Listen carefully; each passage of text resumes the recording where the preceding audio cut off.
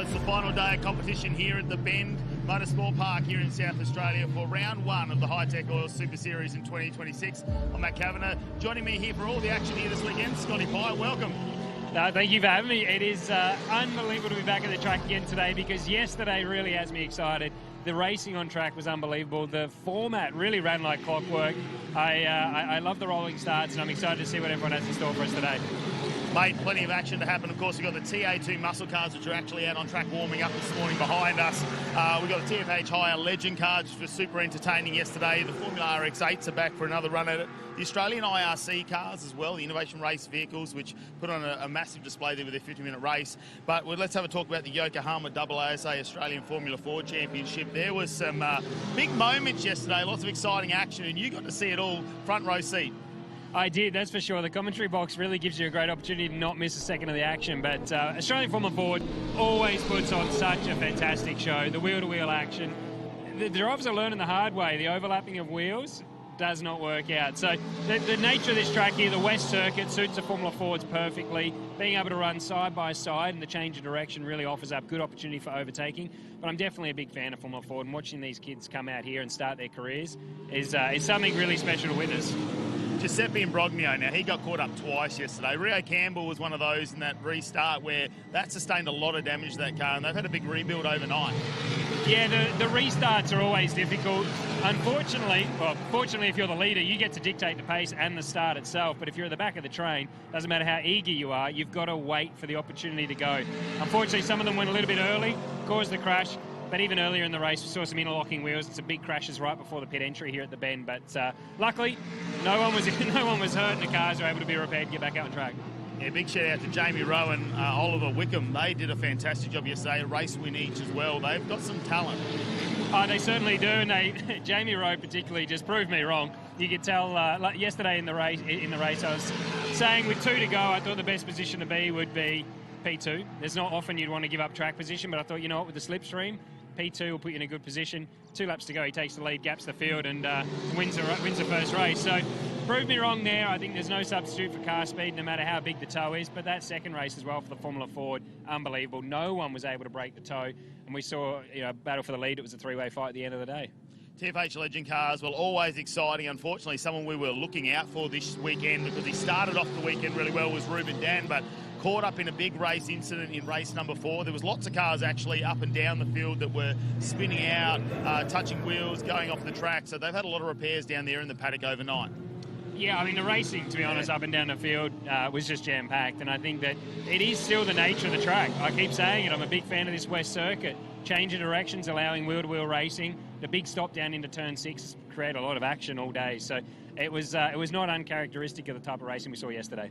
You got to actually see Jeff Emery in the Innovation Race cars after their 50-minute race. Now, he was exhausted because early on in the race, he actually spun out, didn't he, the very opening moments out on the corner, but had to work his way back through the field. Ended up in 3rd position, though. He did, and I actually joked to someone in the pit lane yesterday, Jeff Emery's intent during a race, there's no question about how hard he's trying. His approach to the box when he stopped for his pit stop was more aggressive than anyone else in the lane. He did make that mistake early in the race, but you could see when I interviewed him at the end just how exhausted he was, and that's just a credit to the effort that he put in during the race to fight back from last place, I believe he dropped to finish up 3rd, fastest lap of the race in the process. But he was absolutely cooked. And like I said, you could just see, I looked at his face during the pit stop, that bloke was giving it absolutely everything from start to finish. He was chasing down Lee Stibbs. But TA2 muscle cars, we love them out here. The Hoosier means they slide around. There's lots of things going on. Brock Payne didn't start his weekend off the way he wanted to. Unfortunately, unloaded the car there on turn number 8, spun out, which caused a bit of an incident. He sustained quite a bit of damage on the front of that car. Yeah, turn 8's an interesting one because it's quite easy to get rear lock on the entry and then the track falls away on exit. So, yep, turned around. I mean, he was probably lucky not to get cleaned up worse than he did, but it's just it's the nature of this track. It's very difficult, and offline's quite dusty as well. So in the opening laps, you're defending into 8, lost the rear, spun the car. But, yeah, unfortunate to see that start of the weekend. Yeah, and the TFH Hire team as well, the brothers, Diesel and Josh Thomas involved in the incidents in race number 2. So they've had to do a fair bit of cosmetic work on those cars overnight. Ben Gomosol as well, we're hearing, with a engine change. Yeah, I was in the lane yesterday. I spoke to the guys at TFH Hire, and they did sustain quite a lot of damage. Fortunately, on those cars, it looked more cosmetic than anything, but they couldn't get back out in a race. Spoke to the drivers. They just said, look, everyone right now is racing for sheep stations. The racing is aggressive. So as a spectator, as a fan, as a commentator, absolutely love it. I did chat to Benny yesterday, Benny Gomersall, and unfortunately they did do the engine change. But they'll be back on track today. And I got to say, the racing yesterday in the TA2s they were certainly racing for keeps. So there was a few torn up race cars out there. Well, it's been plenty of action already just after 2 days of competition here at the Bend, but there's still today to go, and we've got 5 categories to fight it out.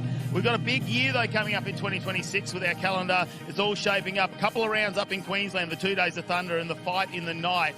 We've also got Sydney Motorsport Park under lights, middle of the year in July. We go back to Winton Motor Raceway in September, and of course the historic Calder Park at the end of the year in November to round out our 6 rounds of racing for the Hi-Tec Oils Super Series. We can't wait to continue with the action, but we've got plenty more coming your way today.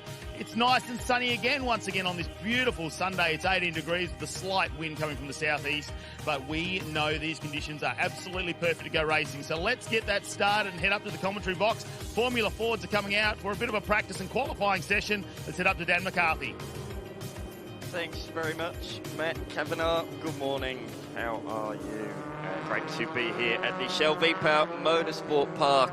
You can see the cars heading out for their final practice session of the weekend down towards turn number 1. Short, sharp practice session, and then we'll get on with the first ever top 10 or a full grid shootout in a few minutes time. Very much looking forward to that.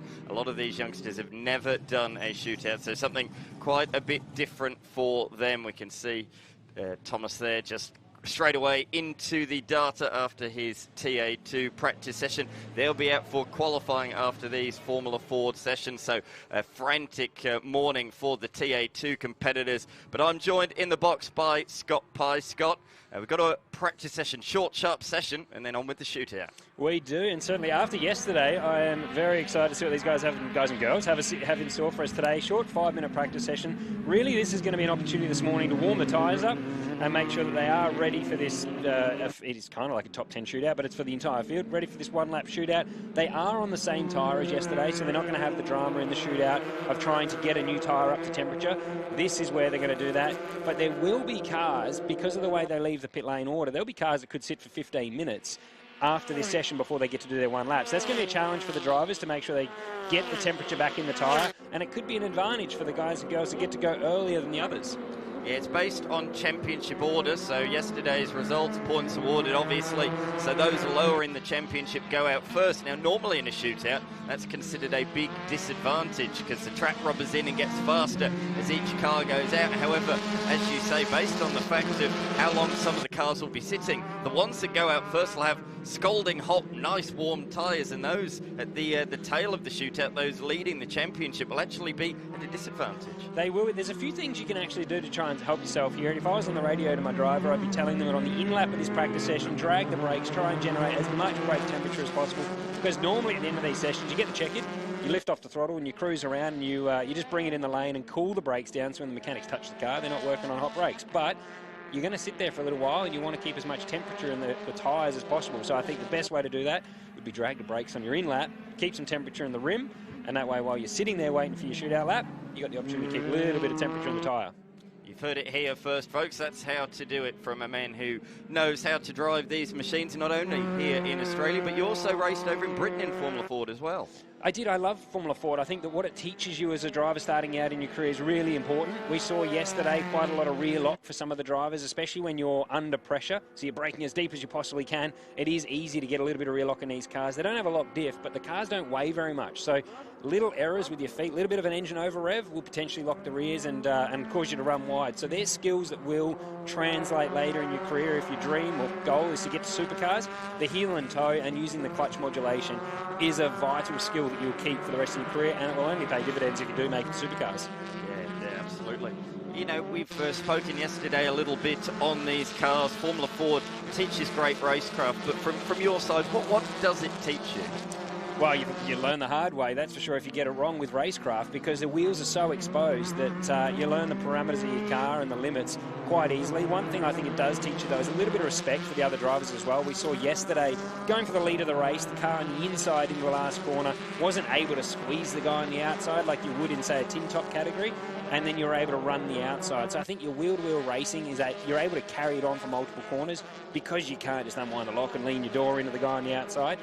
So in terms of just general racecraft, I think this is a category that you learn very quickly and you sharpen your skills very quickly on how to race wheel-to-wheel, but also it is the fundamentals of driving a race car here in Australia that are still relevant. I think when you go globally, there's the debate that Formula Ford may not be the best pathway to, say, Formula One. I still dispute that. I mean, that was the pathway I chose to try and get to Formula One. But here in Australia, I don't think there's anything more relevant than starting out in Formula Ford, and that's how you use your feet, how you load the tyre, how you get temperature in the tyre, and then how you learn to race wheel-to-wheel. Yeah, absolutely. And you look at, even in the last few years, the likes of Richie Stanaway, he was one of your rivals here in Australia, and he made it to the second step right on the way, the pathway to Formula One. He was winning races in GP2, as it was known back then. So that proves that it does still have relevance. It really does, and I laughed actually when you mentioned Richie Stanaway. Him and I had a big coming together at Gold Coast back in the day. Young blokes full of testosterone and wouldn't give each other an inch, but I got to say, there's a lot of drivers around the world that started in Formula Ford, past world champions in Formula One, champions in supercars, some of the greatest of all time have come from Formula Ford. And when I did the British Formula Ford, even Kevin Magnussen was doing Formula Ford at the time. We did the Formula Ford Festival together. So there's a number of drivers that have done this, and it's certainly done them no harm. But I think here in Australia, I want to be specific about that particularly. This is a championship that you do learn really relevant skills. I also love that right now, one of the challenges we have with Australian motorsport is cost of go-karting. So you can get into Formula Ford as a young driver, and we've got Ryan De Bore out there at the moment. I was talking to Adam last night, and the cost of karting is so hard to justify, and they've decided, given Adam De Bore's skill set, he's able to run his son Ryan in Formula Ford and do it as a father-son duo and be competitive. And the idea here is they'll, get lots of racing laps. Benefit the AASA and the program we're running here at the moment is racing laps. And for a cost-effective way, he's learning how to drive a race car, and if he wants to continue that career, he's going to have skills that will translate into other things in Australia. Yeah, absolutely right. So you spoke about the Formula Ford Festival. One driver in the field that has competed in that at Brands Hatch, Will Lowing, unfortunately, they've not been able to resolve those issues with the overheating, so it doesn't look like he'll be taking any further part this weekend, unfortunately. That's a real shame for a man who finished 2025 off so strongly. And you look at them, they're really putting the warmth into these tyres on the in-lap. You could just see Brad James, they're just giving it deliberate understeer. They're trying to just put any heat into the tyres as you possibly could. Yeah, it's interesting that one, because I have heard some of the drivers are struggling a little bit with front tyre graining. So that's on a green tyre, but it's interesting to see him scrubbing the front tyre so much. I don't know that I would want to be feathering the grain on the Yokohamas at this point, but dragging the brakes is probably what I'd be trying to do. Maybe even move the brakes rearward, a little bit of rear bias there. Spoke to this man just a few minutes ago. I said, everyone's saying to me, it's an advantage to go out first. You're leading after the first day. You're right towards the tail end of the queue, effectively. He goes, I'm just going to really just wring the neck out of it, really try and just generate some heat. Nothing I can do. I don't know if it'll be that much of a disadvantage. He reckons that there might still be some good heat in those tyres, so we'll have to wait and see, won't we? Only time will tell in that sense. The racing yesterday was absolutely scintillating, wasn't it? Great to see Formula Ford back at its best. It really was, and it was a perfect example of just how exciting racing can be. It was wheel-to-wheel. We saw some accidents, obviously, unfortunately, but I think there'll be an element of first race fever yesterday, where there was some over-aggression maybe, and even the race restarts. We saw the accident there with the bottleneck. Some drivers just finding their way, I guess, could potentially be their first ever time doing a race restart from the pace car. So, yeah, but the racing at the front was amazing. I think that race too, I was really surprised that the field across the top three actually spread out. And I thought it was going to be difficult for anyone to reel each other in, but they certainly did. Without the tow, they were able to pull each other back in. We had a three-way fight for lead at the very end, which was a little bit different to race one, where we saw Jamie Rowe able to break the tow and finish almost a second clear of P2. He was the only person to do it, wasn't he? And he did it right at the death. On the penultimate lap, he moved to the front. We were debating whether that was the right thing to do, but he put the pedal to the metal, pulled a margin, and meant that he was safe on the last lap from any potential slipstream overtake down in towards turn number one. So the way this is going to work, a little bit different to a top 10 shootout, because there's so many of them. We're going to send them out in groups of 3. So they'll go 3 by 3, but they'll be separated by 20-second intervals. That way they're not going to give the car behind a slipstream. There'll be no advantage given when they're sent out in their groups of 3. So Marcus Ambrose, I was there for the driver's briefing of this just a few minutes ago. Marcus Ambrose says if you take your time weaving, trying to get warmth into your tyres, you might slow down too much and give that person behind the tow, which is the very last thing you want to do. So make sure you go out there and push. And that's same on the in-lap as well, because that's when the next 3 cars will be sent out. So it's we're trialling it for this first round, and if it proves to be a success, it will come back in future rounds as well. A lot of these guys never done a shootout, 1 lap go at it. A couple have, but they're only for they've done XL Enduros. That's the only time, here or there, maybe once a year. But for the large bulk of the field, this is something brand new. It's a real skill set to get on top of. It's something that's really challenging. You don't want to underdrive, but often the tidiest lap will give you the best opportunity at success here. And we even see it with the supercar guys. You know, Gold Coast last year was a great example. I think Brock Feeney ended up with pole position with a lap that wasn't overly spectacular, but others made mistakes. And that's something that can happen here. You can gain places. But what I love most about this, we're not going to end up seeing 17 cars driving around battling for a tow or the best opportunity to get the best tow, because you can gain, I think it was 8 kilometres an hour yesterday on the front straight. The guys and girls were going faster with the tow than without. So the big thing we're going to see here is there are 3 cars going out together. If you're that lead car of the 3, you're going to want to give track position up to someone to try and get a tow, but the guy behind you is not going to want to do the same. So we'll see a bit of cat and mouse here. It's going to be a little bit like the cycling in the velodrome. I think we could approach the last corner still waiting to try and get some track position, and unfortunately, if you're the leader, you may need to just go and try and break the tow. But it will be interesting how this unfolds, but certainly, again, with Formula Ford, you're learning things that should transition into future categories, and learning to do a 1-lap dash is great. We don't need 20 minutes to find a lap time, or lap 10 on a tyre, because that's not relevant to other categories. If it's low on grip and it's 1 lap, everyone knows the rules. It's the best way to do it, I think.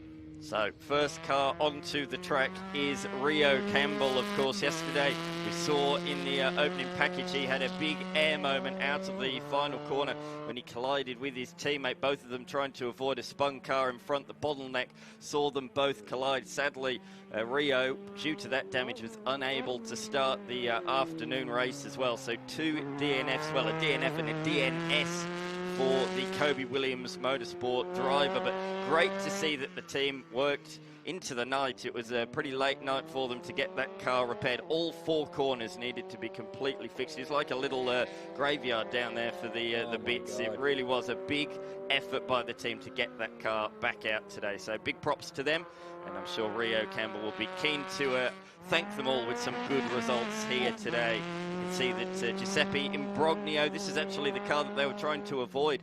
Giuseppe Imbrogno yesterday had very good pace, but just found himself caught up innocently in a few accidents. He did. This is someone that's going to be qualifying out of position right now, trying to get himself back towards the front. But I am actually happy to see they've released the cars with a gap. So I didn't believe they were going to do that. When I spoke to the officials, I thought they were going to release them together, and then it was up to the drivers to find their space. But I think this is the best way to do it. You don't have a tow dictating who's going to be the fastest.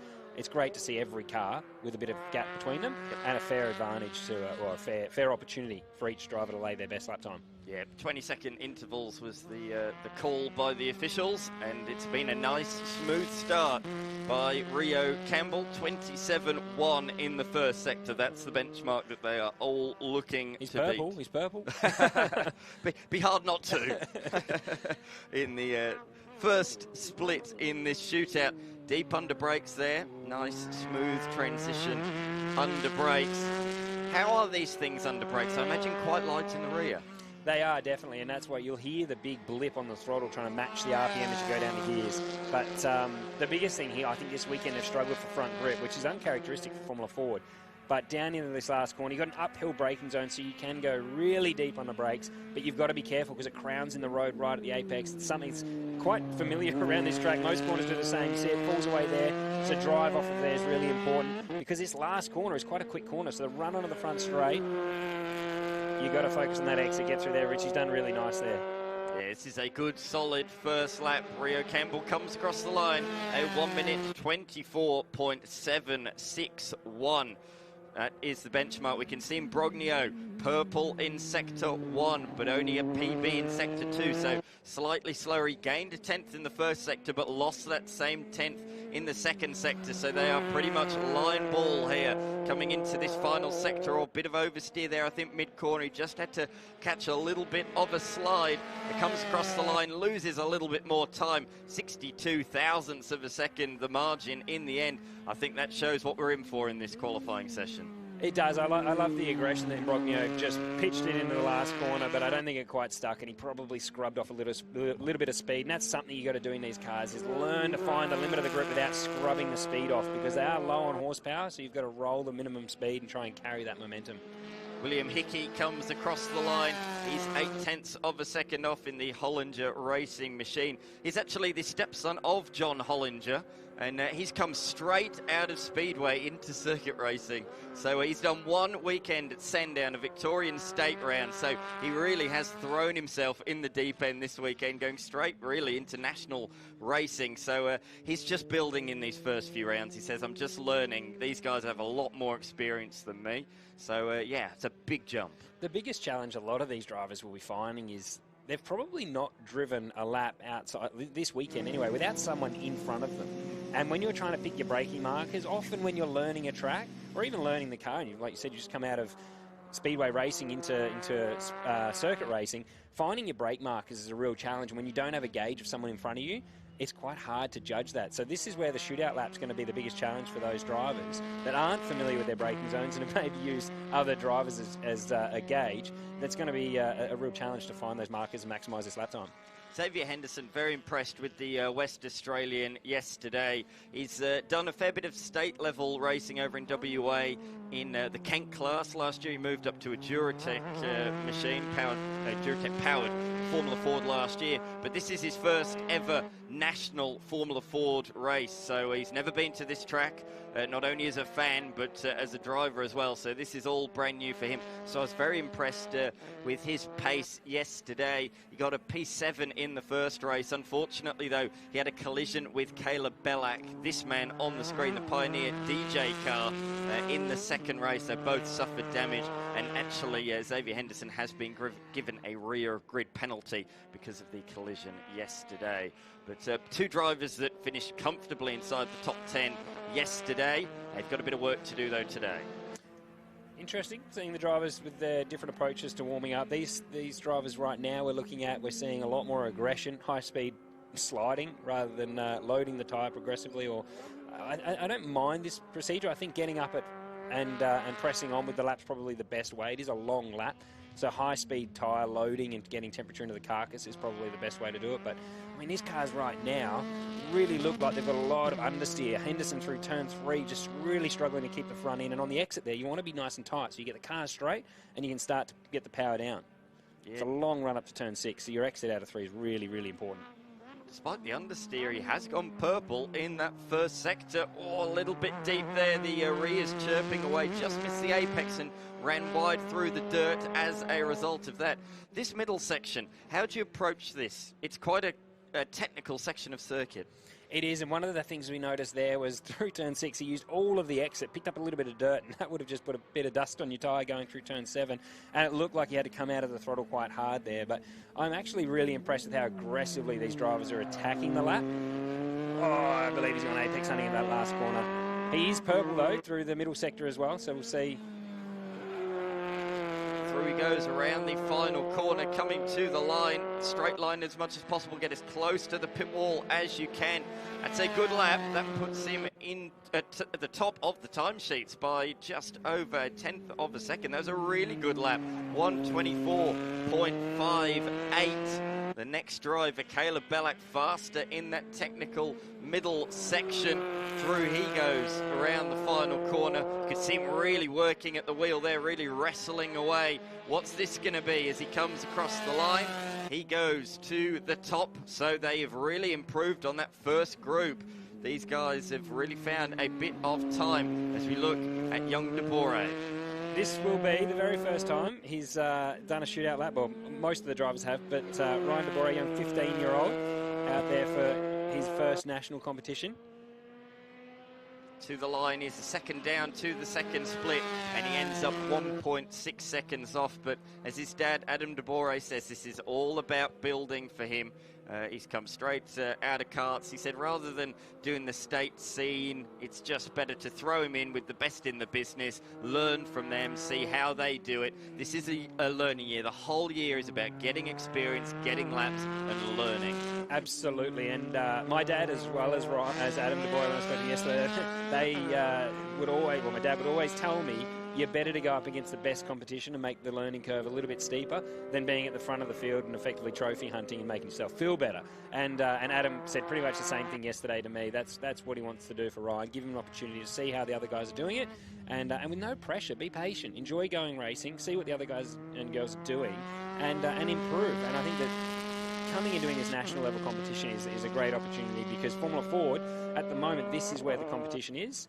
And as long as you're not too hard on yourself, you give yourself the time to improve, this is a great way to go racing, I think. And yeah, I definitely support. I support putting yourself up against the toughest competition as best you can, and then trying to learn. Brad James did a very similar thing, but he at least went into XL racing, front runner in XL, and as soon as he was mastering the craft of that, moved straight into National Formula Ford last year. Was teammates to Tabitha Ambrose at Marcus Ambrose Motorsport. This year he is with the Kobe Williams Racing operation. The Carac Formula Ford looks absolutely fantastic, as does this, a brand new team in Formula Ford. They've never competed before. Versa Motorsport, you might be familiar with the name. They've done quite a bit of open wheel racing over the years, most notably I can think in Australia in S5000. So a bit different for them going into Formula Ford competition as Brad James commences his lap down the pit straight. It's so hard to find that braking point. And how affected are Formula Fords with wind? How much does that affect braking distances? Massively. Maybe not so much with the braking distance, because it is punching a small hole in the air. So if there's a headwind, you can of course brake a little bit deeper, but it's the wind on the side of the car. Because the cars don't weigh very much, when you go through a corner like turn 5 here, if there's a crosswind, the oversteer in the car is massive. And then adversely, if it's on the outside of the car pressing you in, you can roll the minimum speed quite a lot. So knowing the wind direction before these laps is really important. As you go up through the ranks, the cars are a little bit bigger. The wind will affect your braking a lot more than in these little cars. But in the high-speed corners, a crosswind can be your friend or it can be your enemy. Just 23 thousandths off in the first sector. Maybe ran slightly wide through the turn 6 hairpin, but he clearly kept up good minimum corner speed. He's just a tenth off the benchmark set by Caleb Bellack in the Pioneer DJ Formula Ford. And down through the gearbox, James really wrestling with the steering wheel. He's hooked that up really nicely, used every inch of the road. Perfect judgment there around the final corner. Very, very easy to throw it away. He comes to the line and he goes to P2, 93 thousandths of a second off, but Hunter Salvatore is absolutely flying out there. Purple in sector 1, purple in sector number 2. This is a barnstorming lap time so far for the man who really showed good pace yesterday. But the race results didn't really show the speed that he had. That is, I would say that is the most minimum speed we've seen carried through. I absolutely loved it. And he's done a 23.7 to go fastest. Wow. One thing, for the viewers at home, keep an eye on the driver's head. This is one of the great things about open wheel formula. You can see where they're looking. And I loved Hunter Salvatore into the last corner there. You could see how early his eye line went into the entry of the corner. And then you're going to spot that exit. And you could see how much road he was able to use. That's because the drivers are looking through the corner. They're not looking at the bonnet of the race car. They're looking as far ahead as they possibly can. So keep an eye on the drivers' helmets, and you'll be able to see which ones are looking further through the corner than others. You see it in supercars with the onboard. Shane Van Gisbergen was a great one for it. You'd see their eye line looking through the corner. Russell Ingall was another one. His head would be looking out, but you could see his eyes really looking through the apex of the corner, trying to spot the exit. And that's how, in these categories, you maximise track width and flow as much speed as possible. We saw that with Hunter there. P5 there for Jed Lester, another newcomer to Formula Ford competition. And Here, though, is the man on top, purple in all 3 sectors, and that is why he is top of the timesheets by over 0.6 of a second. That was ultra impressive. It really was, and that's actually quite a competitive time, even compared to yesterday with the different format where the drivers had longer to do their laps. So it's going to be interesting. Still a few drivers to come, so we will see how that stacks up. But I think that's, 0.6 margin. You can't be disappointed with that. You have to be feeling pretty confident about that. Yeah, absolutely. That's a real benchmark for the rest of the field to beat. As we look at Tabitha Ambrose in the Pertec-sponsored Formula Ford, of course, she the daughter of Marcus Ambrose, the 2-time Supercars champion, hence the livery, a bit of a tribute livery to her dad's 2004 championship winning car. And this is a bit of a nod, actually. Marcus is saying this format is what they use in NASCAR in road racing. They send them out 3 at a time with intervals, and that's how they determine the grid. So it's great to see it used here in Australia for the very first time, and I'm impressed so far. I think it's working.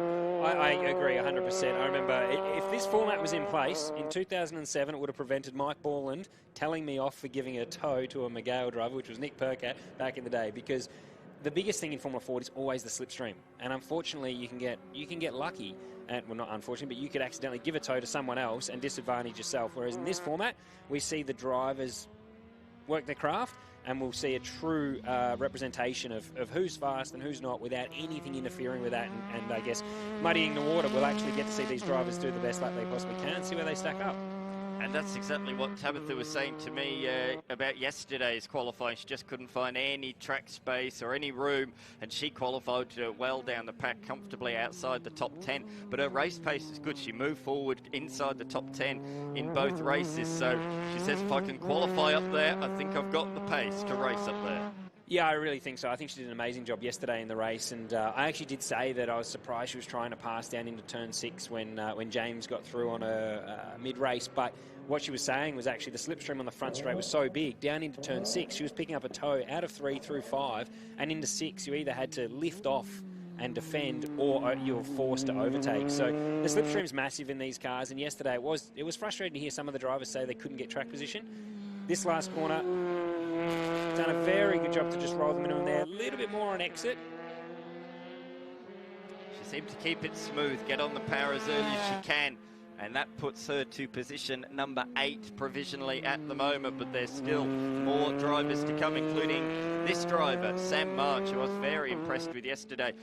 Actually, teammates to Hunter Salvatore in go-karting, so they know each other well, these two, and they had a little bit of a tangle yesterday. They might be together on the front row of the grid provisionally the way it stands at the moment, and they are. So he goes into position number 2. He fills that big gap between Salvatore and Bellac. As we look at Lachlan Manif, half a second down to the second split, but you might think that's quite a big margin, but that's going to put him around about 3rd or 4th position, potentially using all the road on the outside of the final corner. Comes across the line, 0.8 off. That puts him inside the top 5 provisionally, with just a handful of drivers left to come. I want to talk about the final corner. Because it's a short run to the line, do you take a bit more of a risk in a shootout lap? You do. It is funny because it is one of those corners you approach the start of your lap very different to the end of it. But in these cars, it's still a long enough run to the finish line that the exit will affect you. So I think here you need to just roll the minimum speed as much as you possibly can and try not to scrub any speed off, because you can still lose 0.2 of a second from the exit to the finish line. Obviously, when you start the lap, it's really important to make sure you focus on exit, so you're not going to be rushing the entry as much. But definitely finishing the lap, I think you've still got to be smooth and get a good exit, because it's far enough. You don't want to lose 0.2 of a second. We see right now it's only 0.3 covering the first and second car. So as this field runs out, I believe 0.2 of a second could be a few places. I do want to just mention quickly, though, because it is great what this format does, and I mention this because I've been in the position as a young driver trying to raise the funds. You know, we talked about the Pertec livery there with Marcus and Tabitha. The real benefit of this is every car is getting great coverage. And as a young driver trying to find sponsorship and go racing, that's one of the toughest things. And I really think this is a great format, because right now we've been able to talk about and cover every single car on the field. Right now, we're looking at Hollinger Racing across the side of that race car along with their other partners, and that's what's going to help these drivers bring more money to the table and continue racing and hopefully make that next step in their career as well. Isaac Demmelweek has certainly made a step up in his career in the off-season. Came into Formula Ford competition midway through last year, also doing the scholarship series last year. He's moved up to do the full season this year in the 86 GR Cup and also the full season of National Formula Ford. But that was a ragged start to the lap. There you go. There's your example. We're just talking about your approach to the start of the lap versus the finish. That right there would have been my approach for the finish of the lap, I would say. But starting a lap, you've got a long run into one. Oh, and he's locked a front into one as well. Still makes the apex, but it certainly would have hurt him. But the problem is when you have a slide onto the front straight like that, it's almost a kilometre long. He would have lost a couple of tenths. He'll know that to start his lap. And I'd say that's probably what caused him to go a little bit too deep into one as well. As race car drivers, you make a little mistake. You think you can get it back. You never do. You spend your whole life driving on the limit. It's not like you can just find that bit more, but he is purple, though, so he's still on. It's no surprise that Demmelweek is fast. Yesterday we saw the pace that he had, but certainly leaving nothing on the table here. Incredible. So that shows he must have been so deep under brakes into turn one. Hence the lock-up. Oh, you could hear it on the rev limiter there. Didn't want to change gear, kept it in gear, and he's purple again to the middle sector. A 26.85 in the middle sector. The previous best was Salvatore, which was a 26.95, so a full tenth of a second faster than anybody else in that middle sector. This is a really, really hard committed lap, but this guy is a talent. He really is, and let's not underestimate, though, what the other guys are doing right now. Seth Burkhardt is actually right on target as well, matching him within a tenth of a second. So we see Demmelweek right now go to the top with a 23.7, but let's keep an eye on Burkhardt and Rowe as well, because they are both on flyers here. Yeah, Demmelweek lost a little bit in the final sector, but still goes to the top by 53 thousandths. Burkhardt is 48 thousandths shy of that at the moment, but that's certainly catch-upable for sure. He can certainly make that up in this final sector.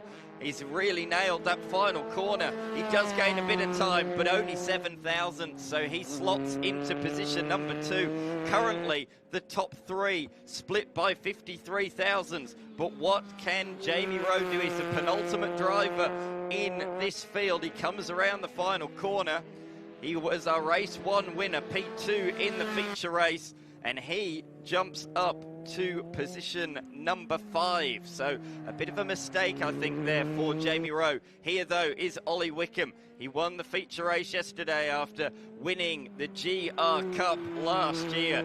This man can drive anything he jumps behind the wheel of. He was purple in the first sector, PB in the middle, purple in the final sector, and he goes to the top. What a lap by Ollie Wickham. Takes pole position by 96 thousandths of a second. And there it is. We talk about those couple of tenths that could make the difference. I think that slide onto the front straight for Demmelweek would have cost him, and then that little lock up into one. He was purple at the time in the first sector, but we see there Ollie Wickham capitalise and put the 2 tenths of a second on him in that first sector, and that's really where the deciding factor came in, I think, for that lap.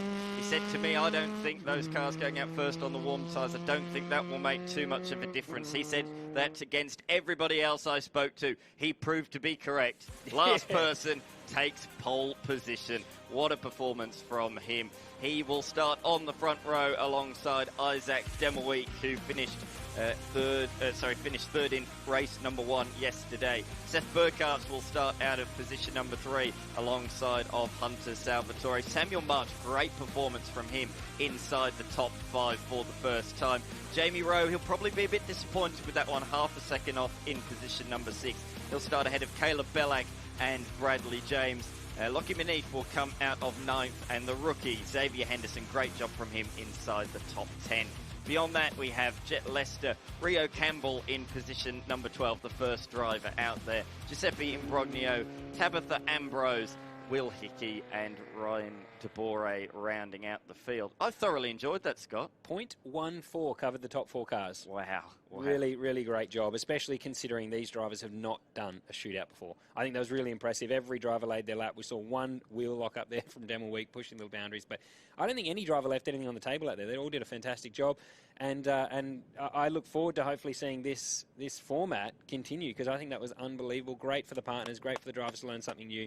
And Ollie Wickham really nailed that lap, fastest in the first and third sector, a little bit in the middle, but unbelievable, tidied that lap up, and couldn't beat it, mate. That was it. Got the pole. Absolutely, and he'll take 15 championship points as a result of that as well. Points go down to 10th position in qualifying, so it's 15, 12, 10, down to, 10, 8, and then down to 1. So really, really good job there. Ollie Wickham, first pole position for him in Formula Ford racing.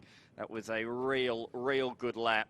2 purple sectors, as we say, and extends his championship lead as a result of that. We can see them. They're all going to go through scrutiny, make sure all of those machines are legal before that is officially signed off. But we can certainly say provisionally there, Ollie Wickham on pole position. Thanks very much, Scott Pye, for joining me in that session. And now we're going to have a quick turnaround because TA2 is not too far away for their first, final qualifying session of the weekend here at the Shell V-Power Motorsport Park. Brilliant images around the Shell V-Power Motorsport Park track. You can see from the drone footage.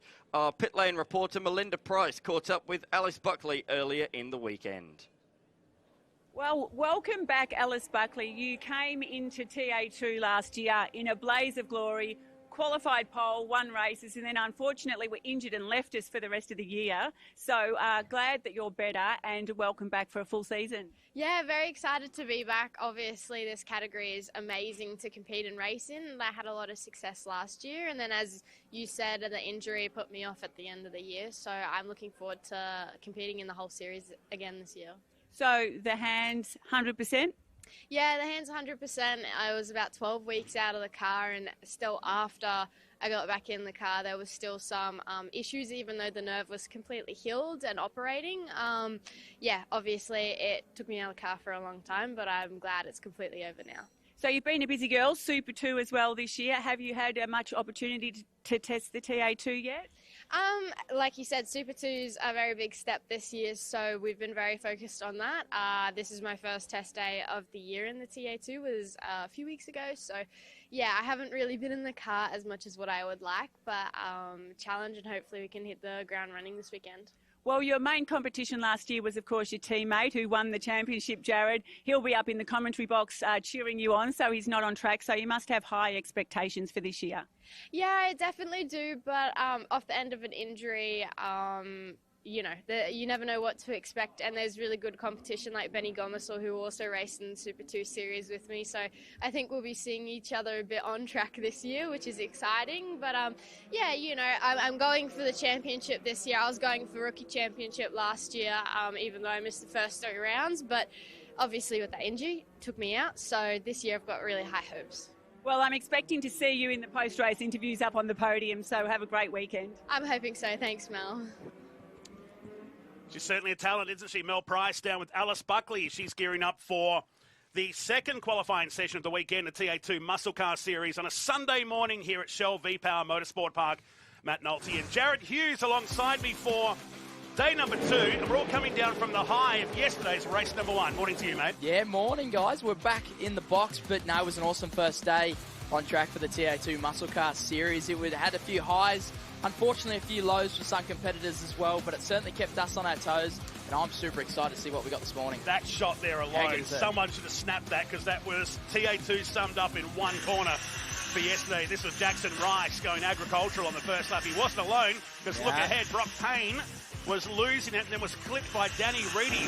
We know it was a softish hit, but it was a lot of damage to the front of the Desert Palm Resorts car. Yeah, so they had a big repair job yesterday. Unfortunately, it didn't get back up for race 2. Had to straighten the chassis and a few other different various parts in the front, but they're back today. Hopefully we can see him have a bit better of a day this morning. Forgetful day for the TFH team. Contact with Cody Garland down here at turn 3 on Diesel Thomas. The world's biggest lunge. It was, from a long way back. This was the move from Tommy Smith early in the race between he and Tyler Cheney, and already given us a bit of an entree, I guess, to how 2026 is going to look. And the youngster who won the tag team enduro with you a couple of years ago went on to collect his first win in the category from pole position. No 20 grand though. Didn't get to put it on the roulette table this time. Not this time. You can't be trusted, you two. No, but the team, Big Timbo and the rest of the WorldTech team were over the moon, so it was really, really cool to see him get his first win. How cool does that car look? Yeah, I reckon it looks awesome. Done a great job. The Aaron Tabb run WorldTech team. Then race number 2 got underway yesterday afternoon. And it was Tommy Smith that was opportunistic in this one. Tyler Cheney trying to cover him off with the SCT Logistics Camaro to the inside. This is where Joel Heinrich finally got comfortable with one of the oldest cars in the fleet back there, the only Mustang inside the top 5. Yeah, he certainly started off the weekend slow, but he's coming back through, and it was a bit of a battle between these two, Tommy Smith and Tyler, but there was a bit of action going on a bit further back in the pack. No, Josh Thomas wasn't too over the moon about that first lap. Then poor Brock Payne, his day just went from worse to even worse, unfortunately, and this TFH as well.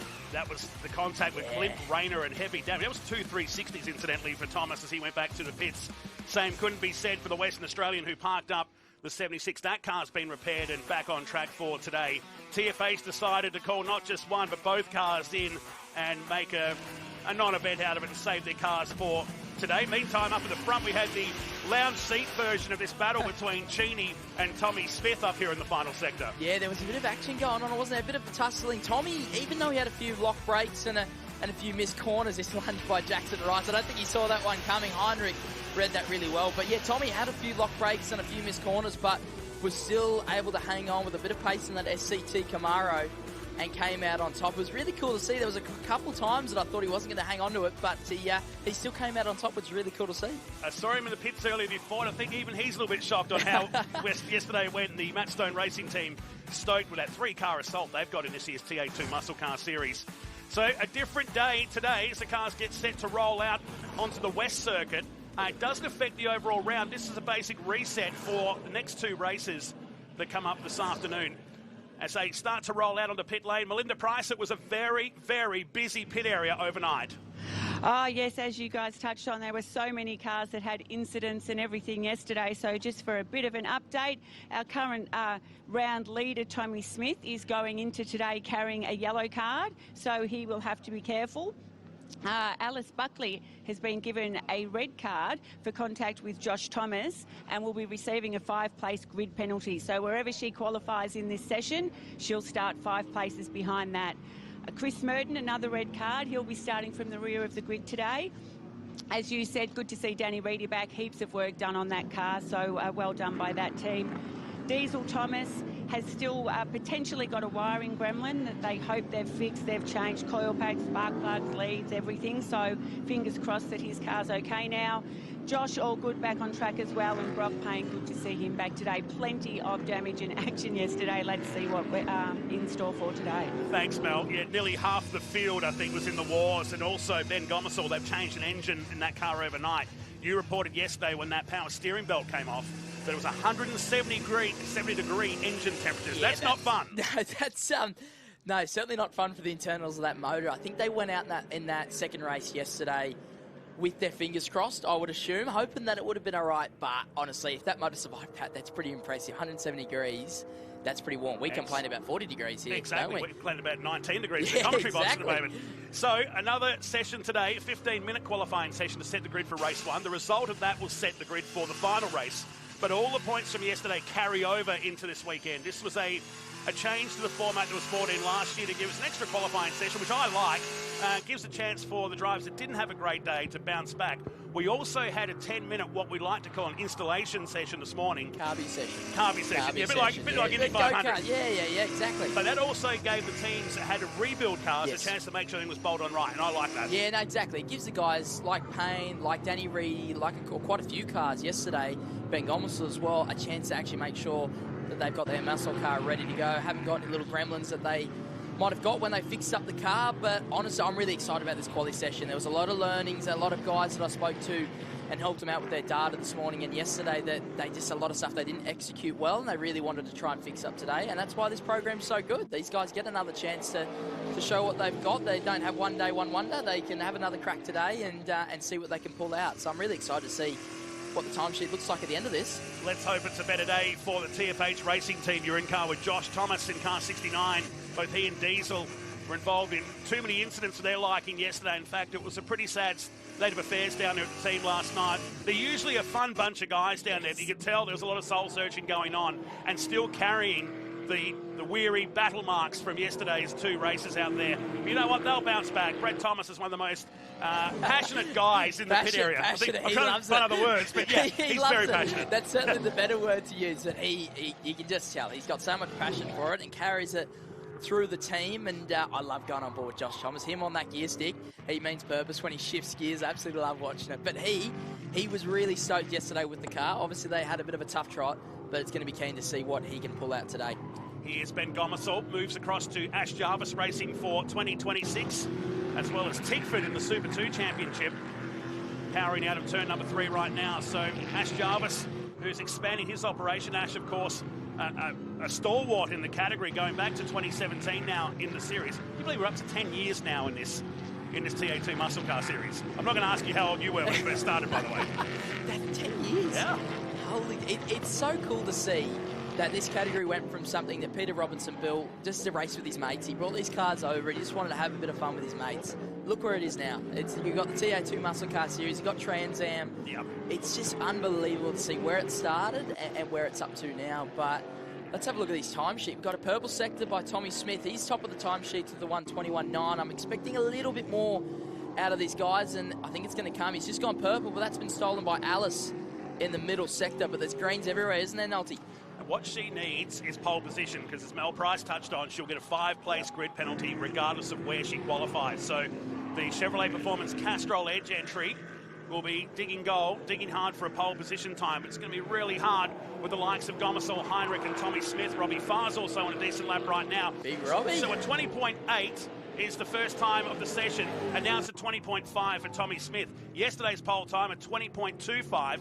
Conditions are a lot warmer today out there. Yeah, a lot warmer, and also most of these guys, unless they've done some handy work, they should only have 2 new tyres on the car. They won't have 4 new ones. So I expect the times to be close with Jackson Rice at 20.3. They don't have new tyres, but they've got the knowledge from yesterday to bring into the quali this morning. So 20.3, I think it's a pretty good time by Jackson. You got Tyler Cheney with a 20.5 in second place, followed very closely by Tommy Smith, and then back a little bit to Alice with a 20.8.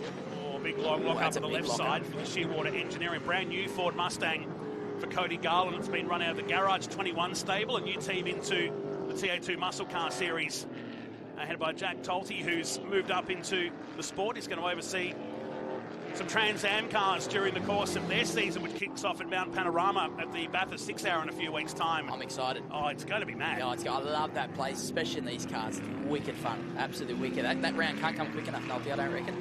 No, don't worry, it'll be here before you know it. So Garland, who steps up into the categories, followed his old mate and sparring partner from the Aussie Racing Car Series in Joel Heinrich. That championship was decided on the very last corner of the very last lap at Adelaide last year.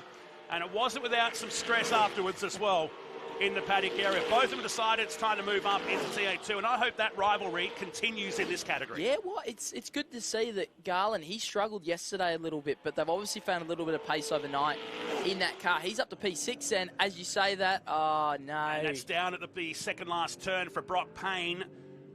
It's a long way off the track as well. What we don't need is a red flag, because there's some drivers down the field that haven't really set a time, and it could be really bad for Josh Thomas. He's on a reasonably good lap here. The screens stay green at the moment, but if this goes red, this time gets wiped. He's gone white in the middle sector, so he had a good first sector, but the middle sector isn't. It's not by much, though. That's good. It's not by much at all, is it? But I don't know where this car is. It looked like maybe in the last sector, potentially. Yeah, it was to the right here on that side. So we've gone red now. No. Jesse got to the last corner, and that was likely to be a front row.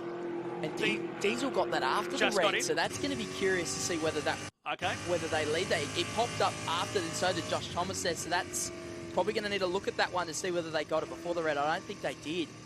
I think Brett's passion is going to come out after that one. Keep the microphones maybe a small 2 or 3 kilometres away from TFH Racing. Oh, when your luck's not there, it's not there. And the red will come out with Jackson Rice at the top on the pits. We're under red with 7.5 minutes to go. Let's go to pit lane. Graham Cheney haven't got the helmet on this weekend, but Tyler's doing a great job, currently P2.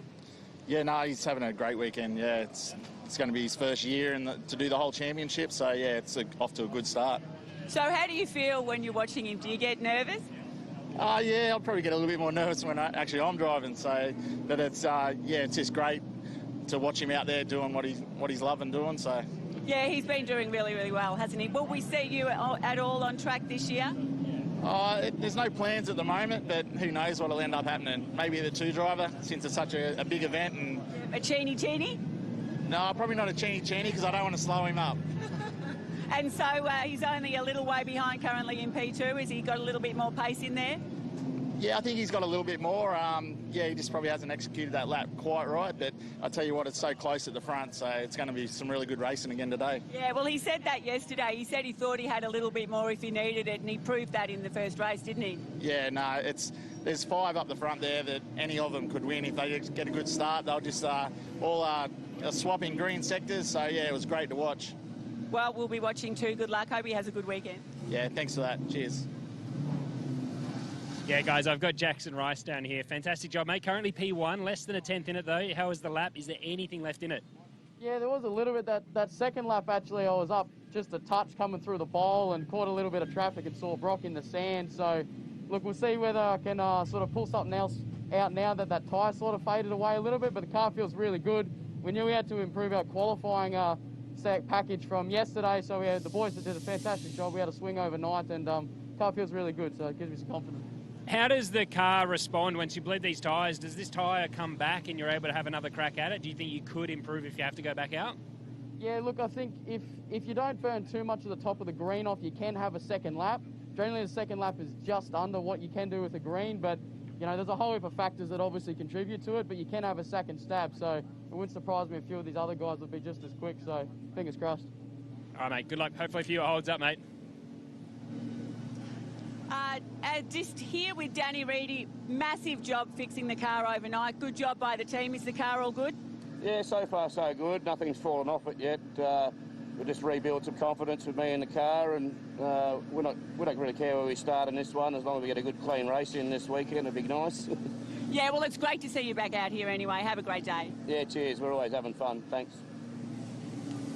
Danny Reedy and those guys will be looking for a rest after fairly substantial damage to the Desert Palms Resort car, former sprint car star who's loving his time. He's loving more so the fact it's not as hectic as running a sprint car where you're really going from track to track night after night over summer. Was having troubles just getting his laptop to work on Friday, so if that's his only problem, he's doing pretty good over the weekend. This guy here, Tommy Smith, who's still struggling with driving in a sedan. He says, I don't know when the tyres are locking up. I'm feeling it, I just don't know which side, because from an open wheel perspective, they'd have the alarms on the dash. And you can see it. You're just looking over your exactly. right hand side. My front right's locked. I better pull a bit of brake pressure out. No, he's doing a good job considering his limited time in a sedan car and how much time he had in the open wheeler stuff. So he's impressed a lot of people up and down pit lane, including us, I think, with how he's going today and yesterday. Let's go back to pit lane. Couple tenths there to find, mate. Do you think it's in the car? Yeah, it was a bit hard the second lap because there was quite a lot of dirt on the track, but yeah, if I put it together, I think it's there.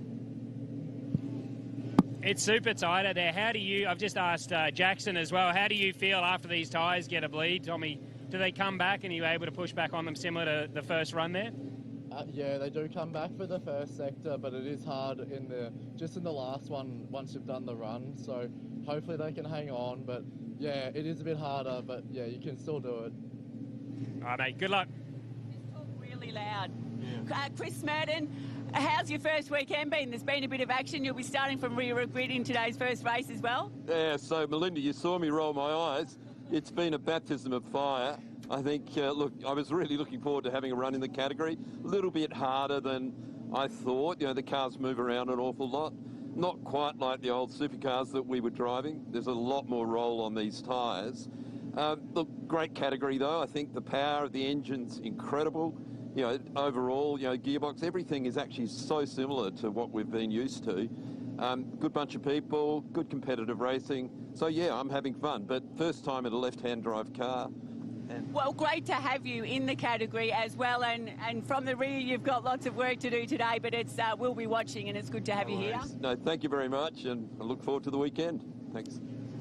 Very well spoken, Chris Murden, who's loving being back in a race car, but has struggled a bit with the left-hand drive concept in the third of the Mattstone racing cars. Brock Payne being towed off the gravel trap at least here. So new for this year, we've got some red flag stop time. So the time is frozen with 8 minutes and 12 seconds remaining. That will start to count down very, very soon when we get to a limit. Jackson Rice sits on the pole by 0.087 of a second. Tyler Cheney is second, with Tommy Smith in third. Alice Buckley fourth, with a 5-place grid penalty hanging over the 150 Chevy Camaro. Ben Gomersall is in fifth, Cody Garland in sixth, then Joel Heinrich seventh, Josh Thomas in eighth, Robbie Farr ninth, and Diesel Thomas in 10th.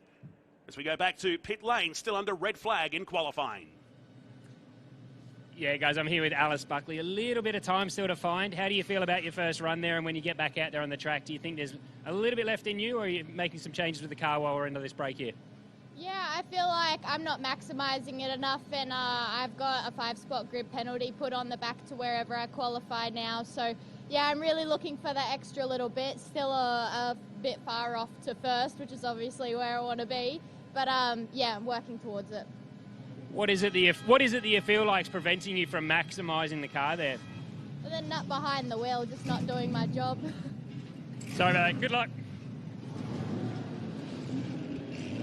Yeah, so Alice obviously not too happy with being back and forth. I'd be curious to say, oh, geez, that's a fancy setup. It's one way of getting the signal, that's at least, one anyway. way to do it. Is he on the top of the roof as a spotter, maybe? Yeah. That's, well, there you go. But just something to touch on, too. Obviously, a lot of these guys are going out there straight away and laid down a lap. But a little trick that Paul Morris taught me is you obviously get 6 tyres for the weekend, so you're going to get 2 greens to throw at it on the final day. Sometimes you're better off waiting a little bit long, maybe going out there on a used set, get your eye in, get an idea what's going on, and then lobbing those 2 greens on the left-hand side at the end of the session when there's a little bit more rubber down. Maybe have a bit more of an idea what's going on and then see what time you can lay down. But I can't see anyone. Maybe Pip hasn't really been out there too much.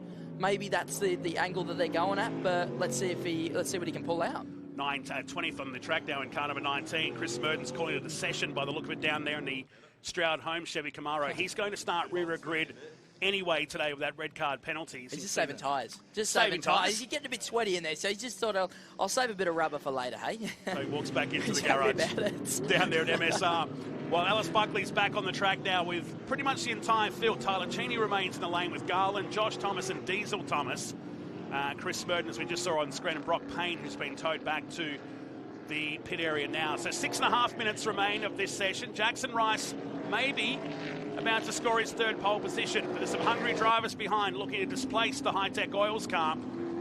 Remember, the 150 has a 5-place grid penalty regardless of where she qualifies at the end of this session, which has 6 minutes and 20 seconds remain. We've got very warm conditions coming today. We'll probably go quite overcast later on this afternoon, but at least 3 or 4 degrees higher in air temperature as Brock Payne's car finally makes it back into the BPR pit area. It's going to be interesting to see if there's something major with that car. Hopefully they can get it back out. But you would have noticed when they were towing it back in, that front splitter has dropped, and that's something pretty major in these cars. If that splitter's hitting the deck while you're braking, you lose quite a bit of performance in the car. So hopefully they get it back out. I don't think that thing's going to be as fun as it was before. But if you watch some of the cars throughout our telecast today, you'll be able to see the difference of where each of the teams have their front splitter set. So you can see Heinrich's got a little bit there, not too much to the ground, but that's a pretty good setting for him. But you see a lot of cars that run it either really close to the ground, he's got a bit of dirt there, or they run it a little bit higher just to have a bit of a safeguard. But it changes the complete dynamic of these TA2 cars for sure. It's just enough dirt being kicked off there too on the right-hand side off the track. Goes Pip Cassabine. If he was doing the green tyre technique, I don't think it's going to work out too good for him. Might get another lap in there, but the green's gone grey for the 19, the GR scholarship driver from last year. The steps up, absolute talent in the making as we watch Heinrich. It'll be the next lap now, I think, for the Osborne Transports car being prepared by Ash Jarvis Racing. There'll be a new car for Heinrich, the former Aussie racing car champion on 3 occasions. This is the ex-Russell Wright championship winning car from 2017. So it's done a few kilometres over the years, but they're really excited to get a brand new Ford Mustang for the South Australian later this year. It was a good last sector, improved on the time, but stays in 7th behind Garland and ahead of Thomas and Robbie Farr, who's inside the top 10. He's in a good spot here, to be fair. He's got maybe a little bit of a toe from Benny, but he's got something to chase. It's always good having something in your peripheral up ahead to have a bit of a target to go for on your quali lap. He's not close enough that he can get balked. And the good thing about these cars, it isn't too bad. Maybe a little bit of aero wash through the sweeper, but the aero wash in these cars and around this circuit isn't too bad. So he's in a pretty decent spot there. But look at the dirt.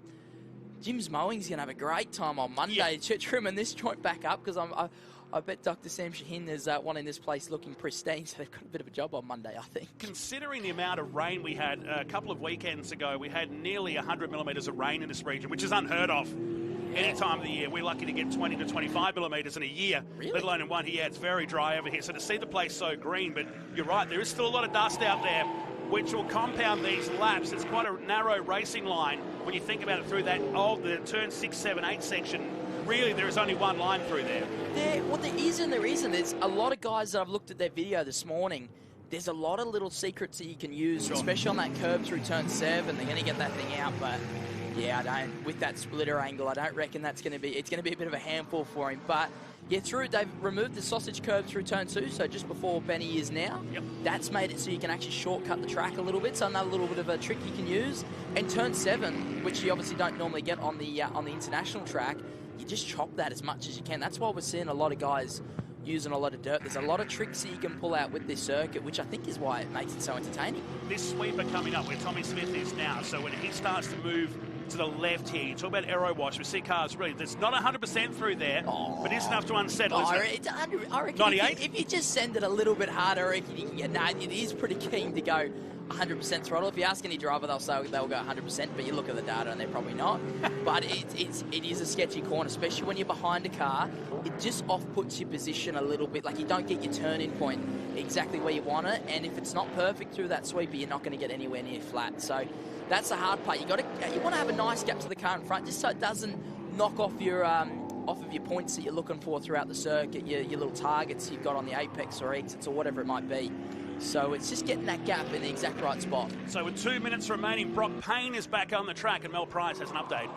Yes, just spoke to Brock Payne's dad, Matt, and he said he had a stuck throttle which caused that. Ouch. So as the team madly clean up, hopefully that's well and truly fixed. He's brought half the beach back into the pit area there. I saw when the car was heading down the lane there, it was starting to drop pebbles out as it was leaving. So that'll be up in all the air intakes. It'll be there till next year if you don't really pull these cars apart. And also, if people are trying to go for a lap, which we see Neville going for a lap there, but no one else is really lining up the timesheets. Heinrich's got a green first sector, but you're going to get that. But yeah, that split is going to be hitting on that deck pretty hard.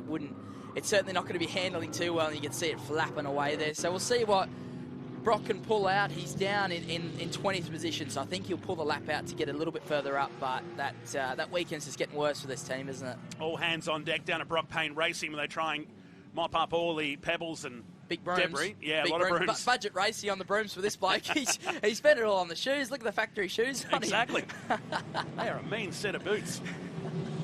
Wouldn't need 6 sets of them over the weekend. No, I don't think in comes Cameron Laws. Talking about Laws, apparently when he hops out of the car, he throws up every time. This poor bugger. You're not meant to tell that on air. Sorry, he doesn't throw up after each session. But that poor bugger, he is doing an awesome job considering how he's feeling. I think he's doing an mega. And they changed the gearbox this morning too. They had a Hollinger problem. So they replaced the gearbox, and they've done a really good job to get that car back out there. He had 16 hours sleep on Friday night. He was very, very unwell before he arrived here on Wednesday. In fact, he was in hospital during the week before he got here, and he was so pale and he could barely walk on Friday. The best thing you do is get into bed and sleep that off, and he's looking for a much better day today, and his session coming to an end at the moment in 13th position. As Brock Payne goes up 5 positions into 15 with just under 20 seconds to go. He's been shadowed in the background by Clint Rayner in the Perth Forklifts car for Ash Jarvis Racing. Good lap for Casabine, who goes up into 8th position. And here comes Robbie Farr back to the finish line. He is 10th and stays there, but just got to the line with 4 seconds remaining. He's doing it all. I watched his onboard this morning, and he used to wheel the thing like a sprint car. That was his downfall, but he's actually gone too far back where he needs to drive a little bit harder. So it's really cool to see him having a crack up in 10th place there. He's doing an awesome job. So that'll just about do it, I think. Can't see anybody lighting up our screens now. And Jackson Rice is about to score pole position. Here is the Hi-Tec Oils car. He's had 2 career poles previously here. And the last one, you got to go right back to Winton in 2023 when he was in the Pettis suspension Mustang. But now scores His first pole in a Chevy Camaro, and our second different pole sitter in the first round of 2026 in the TA2 Muscle Car Series. And again, it's a minuscule gap, 0.087 of a second between he and Tyler Cheney. That's awesome. For race number 1, or race 3 of the weekend, and race 1 of Sunday here at Shell V-Power Motorsport Park. 5-spot grid penalty be applied to Alice Buckley. That'll put her back to 9th position for race number 1. With Gomersall, Gull and Heinrich. Cassabine, the big story of part 2 of qualifying there, where he managed to go from 19th up into 8th position. Josh Thomas and Diesel, they never came out for that second part of qualifying. And they're up in the air too, potentially with their laps coming out of that red flag. So more to come later on today. But for now, Jackson Rice and Hi-Tec Oil score pole position for race number 3 here today with Tyler Cheney, Tommy Smith and Alice Buckley. 5 places added to the 150. Ben Gomersall, Gull and Heinrich back to Cassabine, Josh Thomas and Robbie Farr inside the top 10. The Cinnapec Oil Chevy Camaro having a strong weekend down there in 10th position. Behind was Diesel Thomas with a question mark next to their time. Kiara Zabatakis was next with Des Collier, Cameron Laws, Clint Rayner 16th, Brock Payne, Danny Reedy, Patrick Neville, Chris Smurden and Steve Wilson of the 20 cars that will take the track in round 1 of the TA2 Muscle Car Series for 2026. Let's go back to pit lane. Here's Mel Price. P1 Jackson Rice in quali today for the Hi-Tec Oils car. Well done. Yeah, no, awesome P1. So really happy with that, and car was good. So we had to have a big swing on our qualifying setup, and yeah, no, boys did an awesome job to tickle it up. So obviously these guys will be quick. See what we can do in the races, and just hopefully we stay there. You got a good haul of points yesterday. Currently 4th for the round, so things are looking good today. Yeah, no, they are. So look, we just got to be in it. So the main thing is just accumulating points, making sure that we just finish all the races, and you know, it's a long season ahead. So it's a really good start though. A good start. Well done. Awesome. Thank you.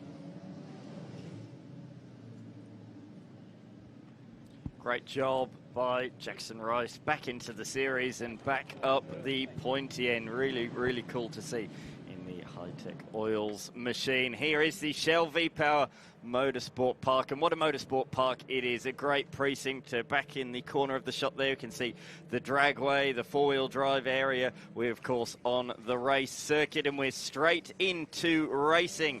The 10-lap race for Formula RX8. This is their 4th race of the weekend. They've got one more still to come this afternoon. But it's been a tale of 2 so far this weekend between Stian Creel and Cadell Ambrose. And they'll start from positions 1 and 2 on the grid for this 4th race of the weekend. I'm Dan McCarthy, joined alongside by Matt Kavanagh. Matt, we've really enjoyed Formula RX8 back with the Hi-Tec All Super Series. Yeah, great to have them here, and you can see that they've really started to step it up with some of the people joining us here, and you've got to give it off to Stian Creel, don't you, at the moment? And he said it was a bit of a challenge, that first race where Cadell Ambrose was chasing him down, and a couple of people, including might have been myself, where we said, hey, is there enough laps for Cadell to get him? A couple more laps, this would have been interesting. He said, I'm going to prove you wrong. And that's what he did in race number 2 yesterday, didn't he? He shot to the front. He was super aggressive, made in an inverted top 6, he made 5 positions on turn number 1. It was incredible to watch him, and he shot away with that lead. So we'll just try and see if they can tune up a couple of these cars. Notable mention to Matty Boylett, though, formerly coming out of Excels, last year's number 1 in Formula RX8. He won the championship. He was fast too coming into the end of yesterday. So I think maybe they're just tinkering along and massaging that setup there. And if they can find that sweet spot too, watch out for a 3-car race.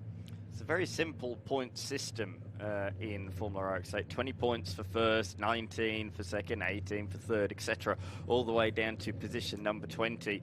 And there's 1 point for pole position. So that means that the top 2 are equal on points coming into day number 2.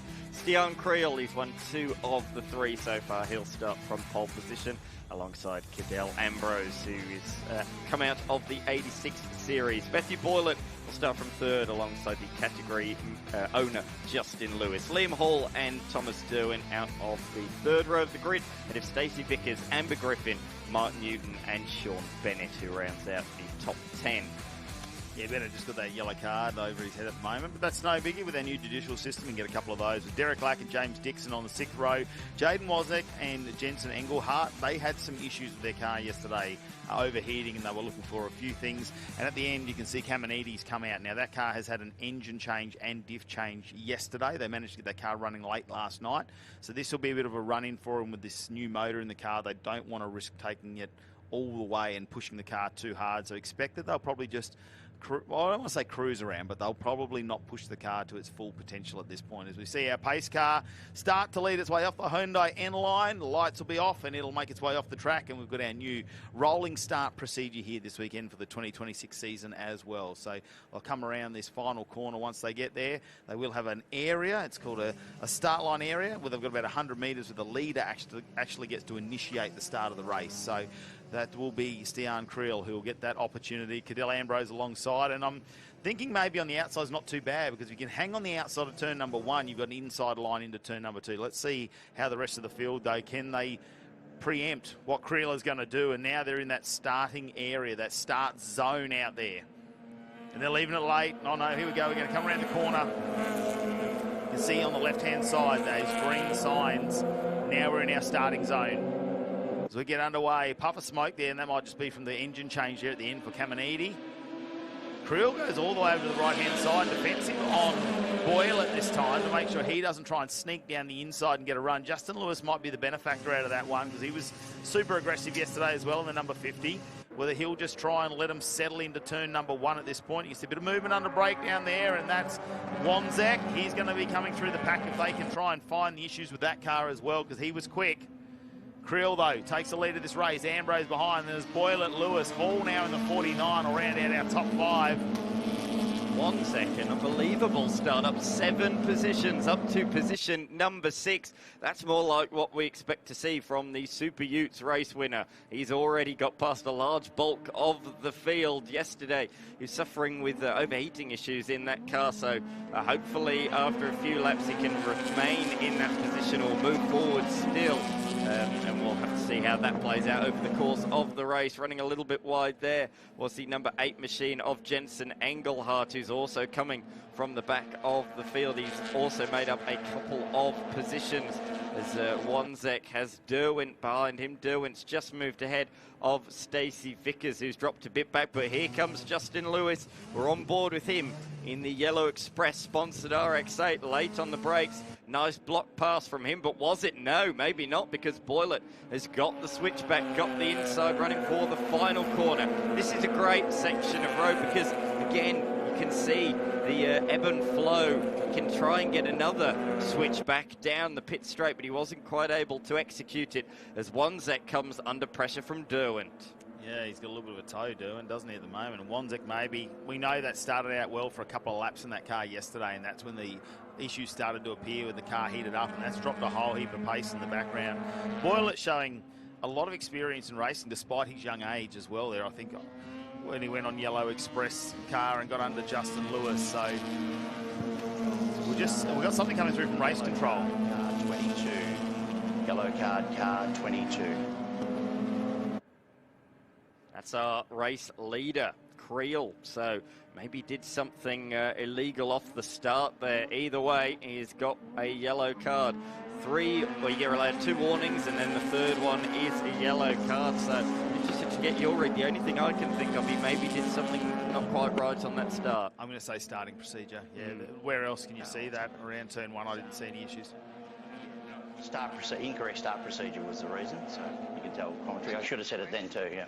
There we go, incorrect start procedure is where it's at. So it's exactly what we thought there, because it's early in the race, right? We're only in our second lap, though, so far. Cadell Ambrose will know about that.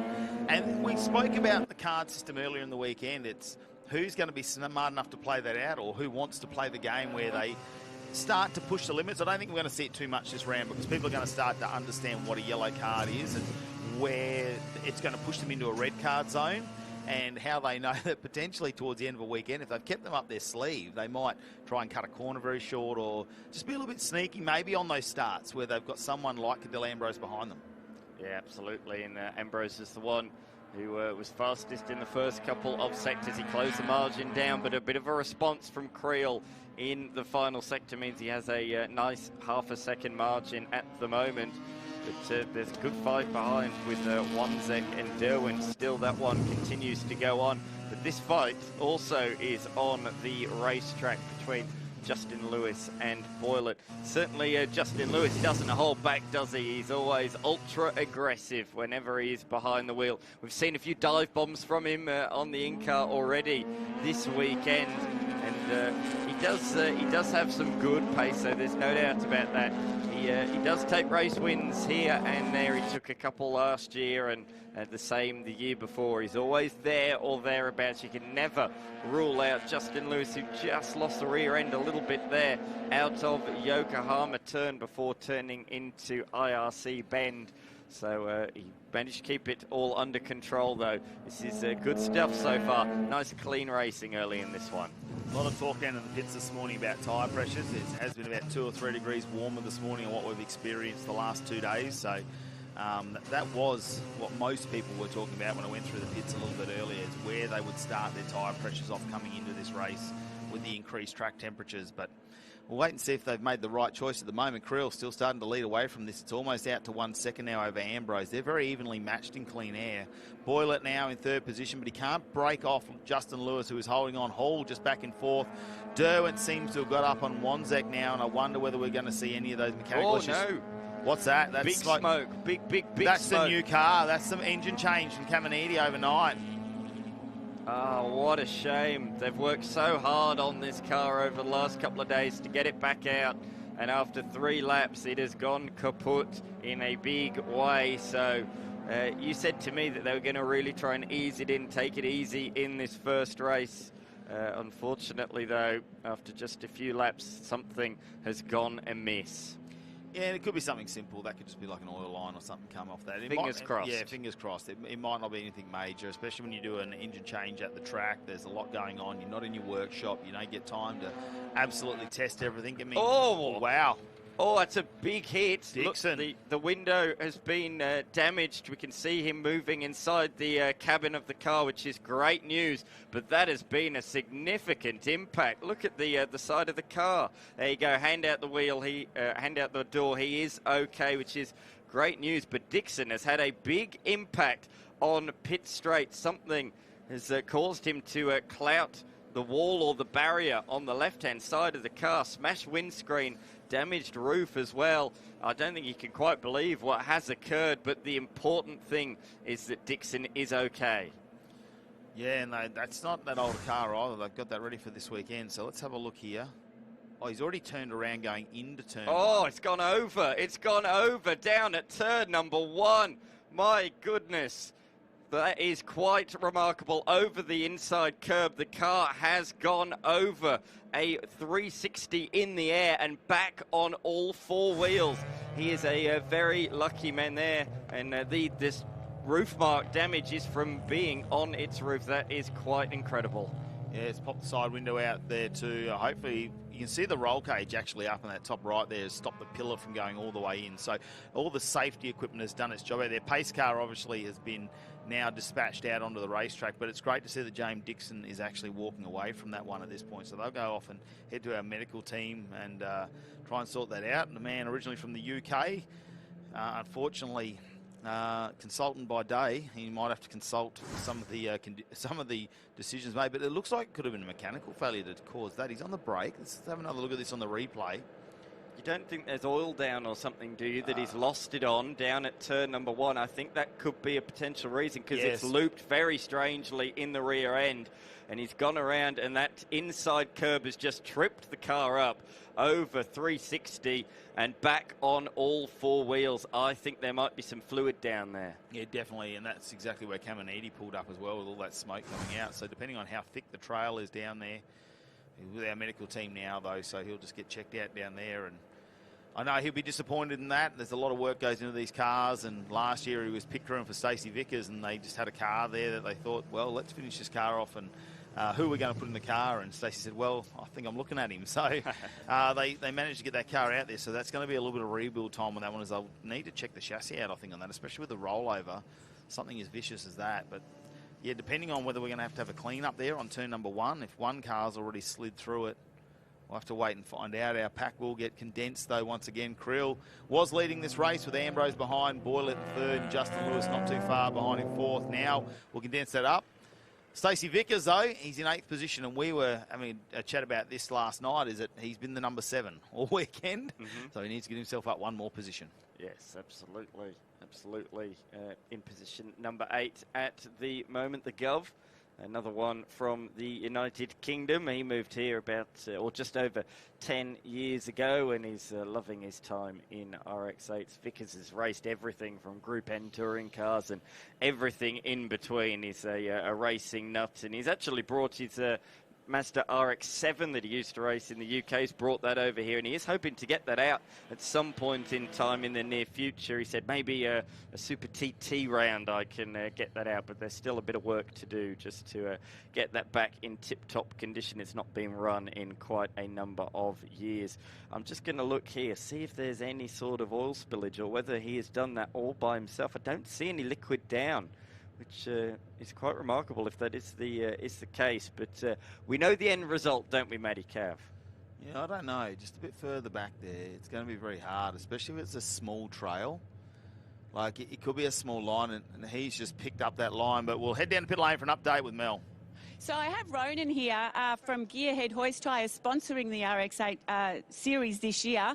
Who are you on the radio to? I'm on the radio to Ben up in race control.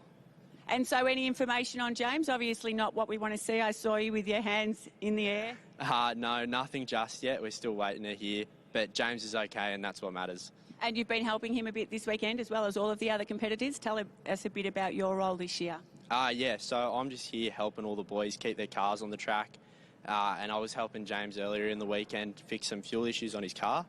And we sort of started to fix it, and yeah, now it's all gone south for him. Little bit of work to do now by the looks of things. Yeah, I think it might be a bit more than a fuel pump now. Well, good on you for sponsoring the series, and I look forward to seeing you throughout the year again. Of course, thank you. We can see the cars coming through under safety car conditions. While we're under safety car, Matty Cav spoke to Marcus Ambrose earlier in the weekend.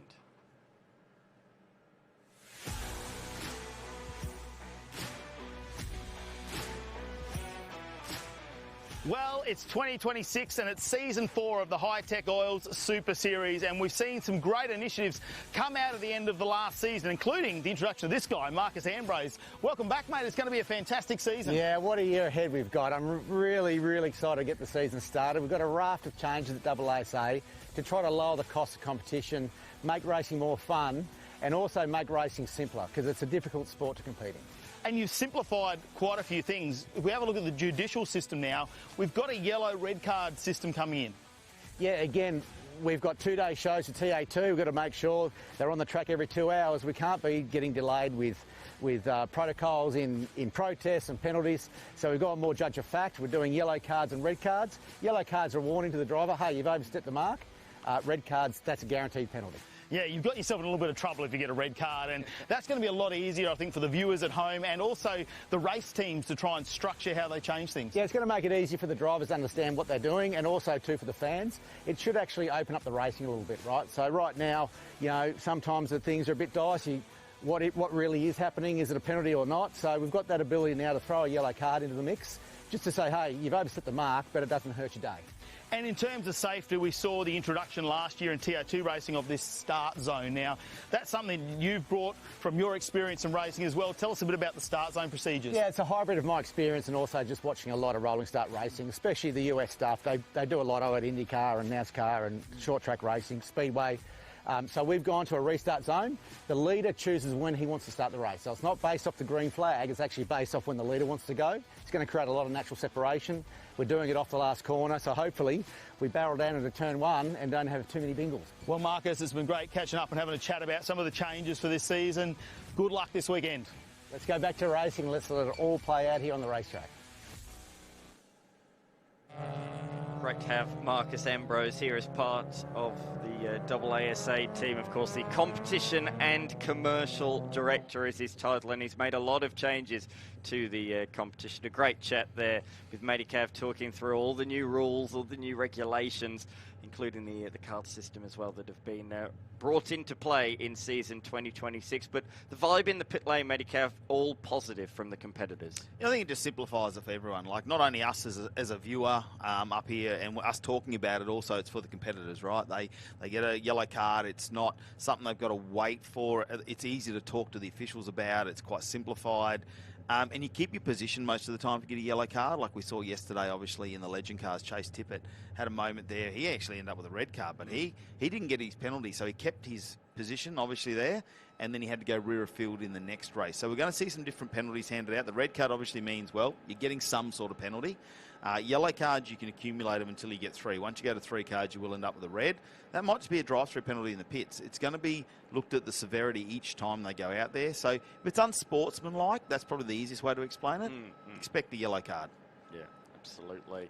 So we're under safety car conditions at the moment, or pace car conditions, I should say, due to a big incident down here at turn number 1. So oil has gone down. We can see the driver getting out of his machine when oil down on the circuit. The Mazda has looped it and then been tripped up by the big curb down at turn number 1. Hit it side on, and it's just flipped the car over onto its side, onto its roof, and then back down onto all 4 wheels. Fortunately, the driver Dixon is able to get out unhurt, but you can see the shock with his head in his hands. He can't quite believe what has occurred, but the most important thing is he is okay.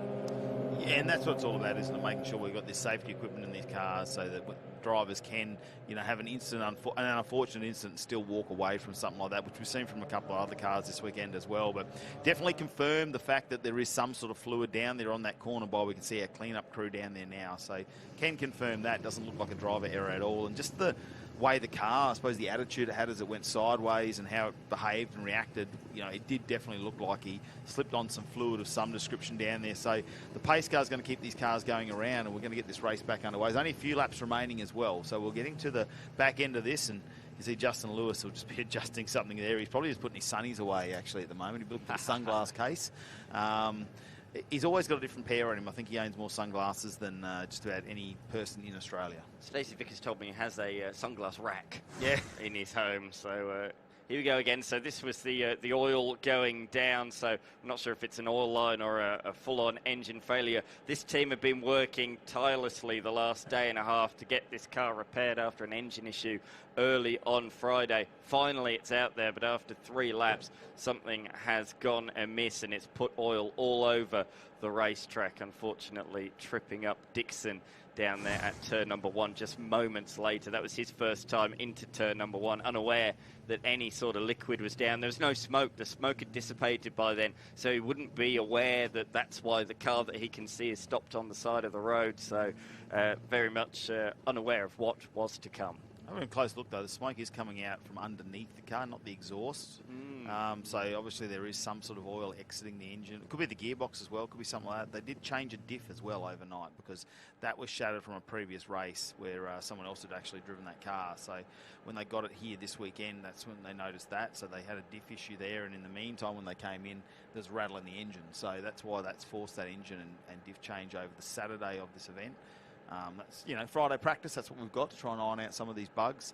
Unfortunate for them. I know that'll be heart-wrenching for his dad, who's down there at the moment for Caminiti, because they have worked tirelessly over the last day to try and get him back out there. And this was meant to be an engine running race, just to make sure everything's okay, because that's a brand new engine in that one too. They like to generally try and get them out there and do what is essentially about 1,000 kilometres. They will try and put that engine into a road car if they can. Normally, they will rebuild them between races if they need to, and a fresh engine will go into a road car, and they'll just drive it around like your daily driver would, try and get 1,000 Ks in those engines, then they put them back in the race car, and it's time to go racing. So nothing to them either. They're not like they're a highly modified. We're not talking extended ports or Bridgeport 13Bs. No, they're just a road-going 13B stock, controlled ECU in them as well, so all the same tune goes through the cars. And when you actually go down and have a look at one of these Formula RX-8s, it is just a road car with a roll cage. In a simple terms, there are a few other modifications, but basically we're grabbing a road RX-8, putting a roll cage in it, adding a couple of safety features to them, and then they'll go racing. But it looks like we might be not too far away from this pace car exiting and getting this race back underway. You might say, geez, that pace car is going slow, but that's solely its purpose is to pace the field. So that he's really slowed the field down so he can get 2 green flag laps in, because as you can see, the safety car lights have now gone out. So if he went quickly at normal speed, we'd have only had 1 green flag lap, because he'd have come back around to the start line and robbed us of a green flag lap. So off goes safety car driver Ross Wood, quickly bringing that car into the lane, and then we're going to get 2 green flag laps out of it. So great thinking by the AASA team. That's another change that's been made. The pace car, no longer a safety car, a pace car. Well, watch out for Creel, because he got a yellow last time because he didn't quite get this procedure correct, did he? So they'll be watching that in race control this time, and now we're going to get a little bit of a weave. He might try and get that toe out. Have a look at Boylan. I just watched him right on the back of Ambrose. He has not missed his start one bit, but can he stay there? Justin Lewis just a little bit further back. Hall Derwent needs to watch out. And have a look at Stacey Vick. It's attacking Wanzek this time. Oh no, there's so much of that clean-up grit down there, and Justin Lewis has to try and negotiate that one. Stacey Vickers won't be able to get that move done. A lot of experience actually behind the steering wheel of that car for Stacey Vickers. He's done so much over in the UK and now extending out here to Australia. He says, I just don't have the pace of those top 5 at the moment, as we can see. The rolled number 33 machine driven by James Dixon, but in just his second event, this will go down as quite a memorable one he's not going to forget anytime soon, but for all the wrong reasons, unfortunately. But the most important thing is he is okay. I doubt we will see that car back out later on this afternoon. Fingers crossed we'll see him back again for round number 2 of the series in a few weeks' time. They'll be at the inaugural AASA Nationals event on the shortened Druitt circuit. The short track Nationals, or mistake, that looks to me like it is the Super Utes racer of Jaden Wanzek, who's just put a couple of wheels wide around IRC Bend. And if you go wide there, Matty Cav, there's not much grip. Stacey Vickers, has he been able to capitalise on that? He's right back on the back bar, but I don't think he's managed to get by, and he needs to watch out, because behind him, he's crushed between 2 Super Ute drivers at the moment. Because right behind him, you'll see Engelhardt as well, who is starting to make his way back through the field after they too had some mechanical issues. White flag is out though, and we're dropping wheels, and we're all over the track there. Is the final lap now, this Formula RX8. They're ducking, they're weaving down the main straight. Stacey Vickers just wants to hold on to his position. It was Amber Griffin who made the mistake on the exit of the final corner. Oh, big contact there. You could see Stacey Vickers did not want to get onto the dirty part of the track. Wanzek was pushing him over, squeezing him to what he thought, leaving him a car's width on the left. But Vickers didn't want to go any further to the left because of that dust. So there was inevitable contact with no cars wanting to leave an inch. Vickers lost out badly from that, with Engelhardt sliding up the inside into turn number 1. They were lucky to both continue facing in the right direction, quite frankly. This is good to see. I know it's the final lap of a real shortened race, but Boylan is going with these top 2. We haven't seen that so far this weekend. It's been very much a tale of 2, but the reigning champion with every race seems to be getting faster and faster, and we might be set for a 3-way showdown later on this afternoon.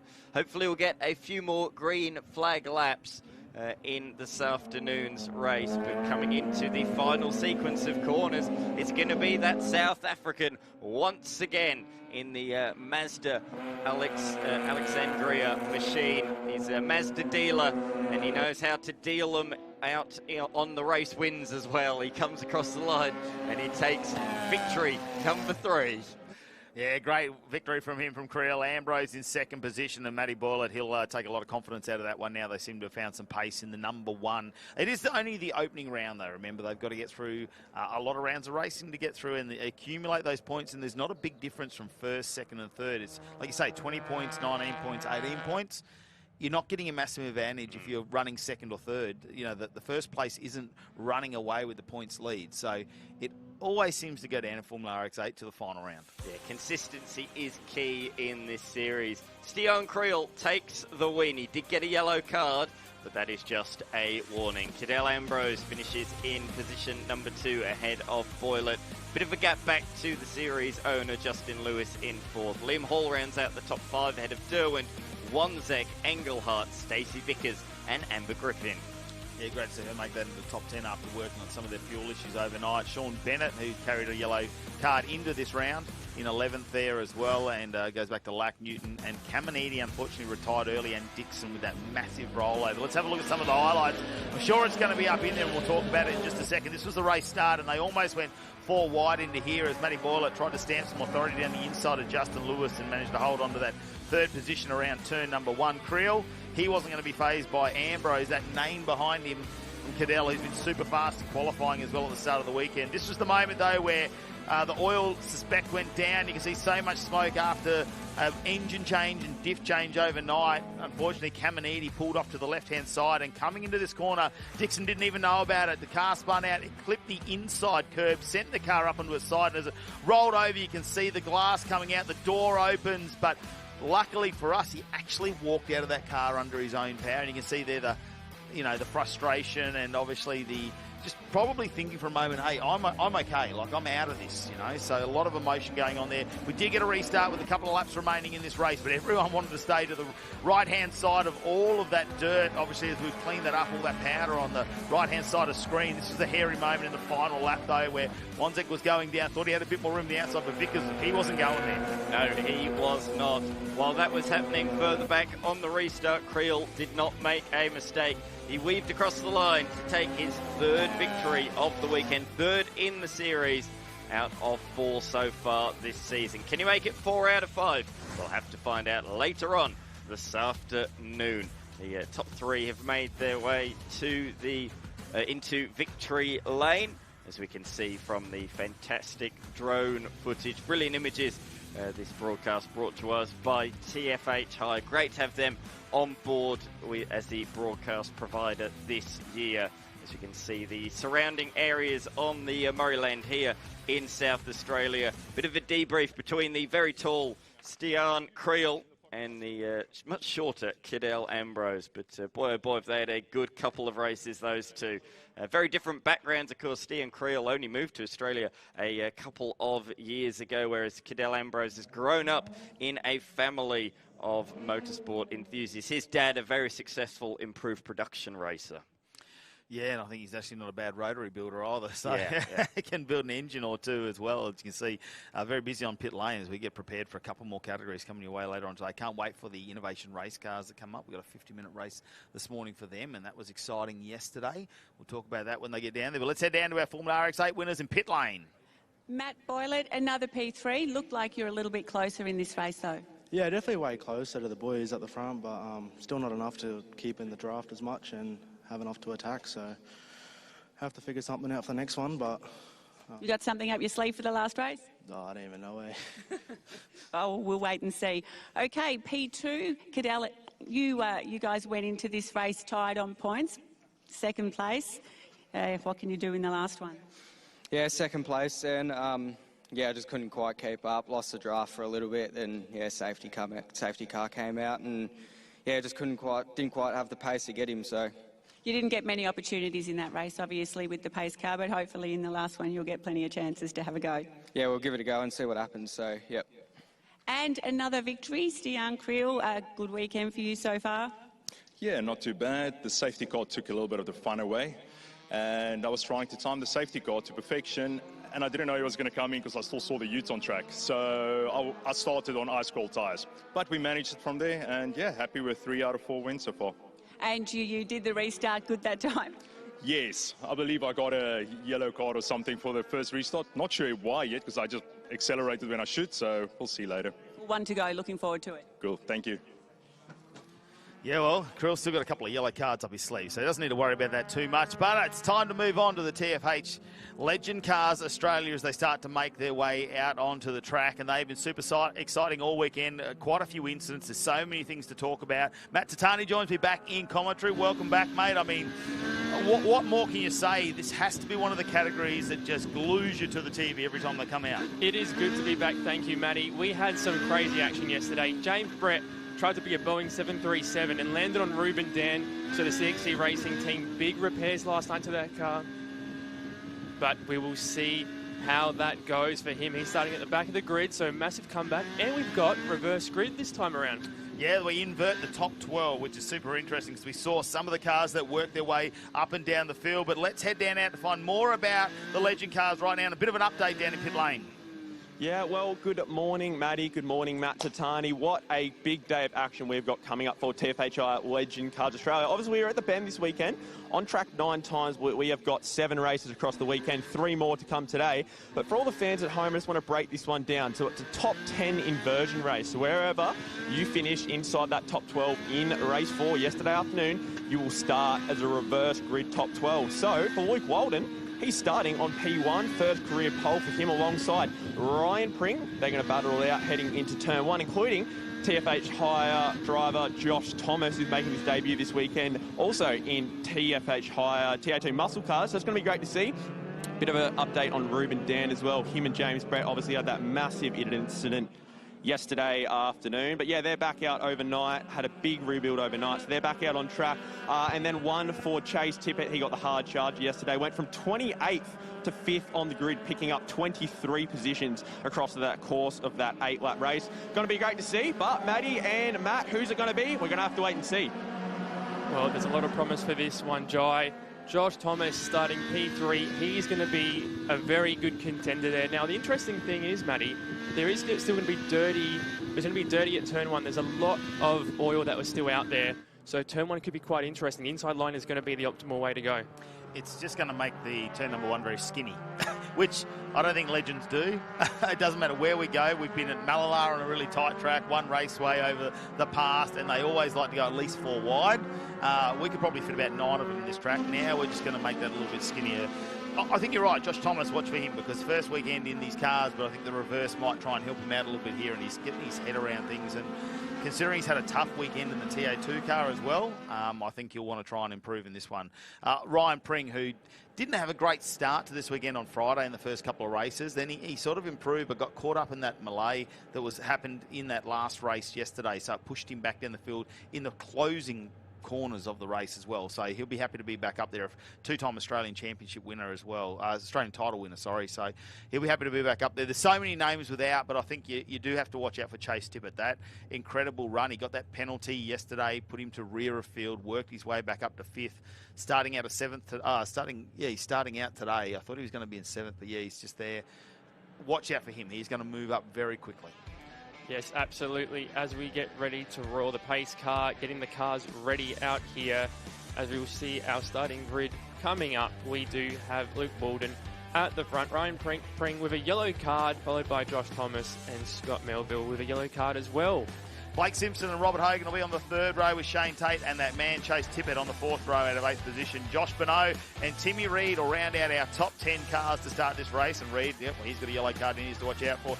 Dean O'Brien and Dylan Thomas. Well, Dylan Thomas is leading the points coming in today as well, and he's probably one of the guys that has a lot of experience in racing. That's probably the nicest way of putting it, but he's raced just about everything with 4 wheels. So watch out for him too, because that's going to be super interesting what he'll do and how he'll play this race out. Scott Morgan, we're watching from home, seeing his drivers get ready for this race, cheering them on. Couldn't be here this weekend due to a mechanical issue with his tow car, but a lot of promise out here as we get ready to go for race 5.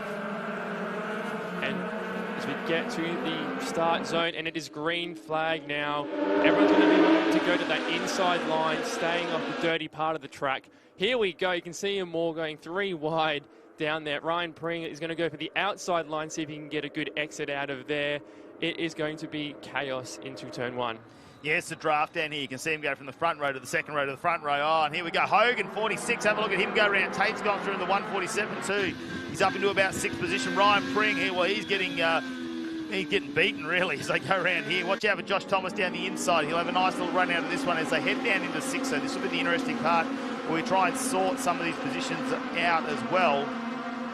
It's all about getting in clean. It looks like Thomas there falling back a little bit. And then the other, Josh Thomas, on the outside, falling behind Pring, who's going to go late under brakes. Does look like Scott's got a nice little lead there. It's a tie, and it looks like we've got The 97, either brake issues or something along the lines. That's Benny Goodrich, yeah, and he's had a tough weekend as well. I would normally see him up towards the top 10, but he's been sort of down in the teens most of the time there. And Josh Thomas just trying to hold on at the moment. The in-car camera footage is absolutely fantastic. Hogan, though, has taken the lead of this race now. The inverted top 12 really throws it up, doesn't it, to put some of those drivers who hasn't been able to quite make their way and been caught up in some incidents now start off the front rows. This is a great chance for Hogan. He's going to be saying, great, let's get this gap. I don't want to be in that tow range. And if there is no safety cars, he's in for a good race today. So he needs to keep pushing and stay out of the tow range into the final corner. Yeah, he's got plenty of wins under his belt, Hogan, and he was a championship contender last year as well in the series. So he's trying to put the... Oh, no! They're just moving all over the track, and who is that? Spicer. And Ruben Dan working his way through as well, is it? In the 111, I could just see that after that massive rebuild overnight. Ruben Dan pushing up the field here. Oh, and here we go into turn 1. The 46 has been spun by Ryan Pring, and there's more contact involved in that. Well, have a look at the damage, though, of Rob Hogan. So that car is going to have to tour somewhere if it makes it down to pit lane, but they're not going to be able to continue that race. Just visually looking at that, Ryan Pring already has a yellow card as well, and I'm not sure whether he's actually tagged Rob Hogan that time under brakes. We'll have to see if this is going to be green. Still too much camber on that car now, so he will be out. Number one to look at is Chase Tippett. He is pushing back up that field, and Ruben Dan is hungry, not too far behind. Into turn 6, keeping it as clean as we can. It'll be interesting to see those cars that had the accident to turn 1, where are they going to pull off to?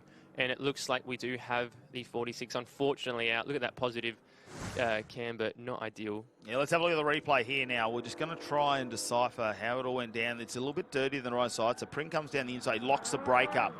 Just might have just hit him with the front bar there as well. And as he tried to go round, they just made contact between the front and the rear tyre of each car. It's that secondary collision that's unfortunately caused most of the damage. It looks like Pring was saying, hey, I see a gap here into turn 1, and it is opened up, and that door's just slightly closed, and it hasn't had the momentum to get the overtake done. So unfortunately, quite the error.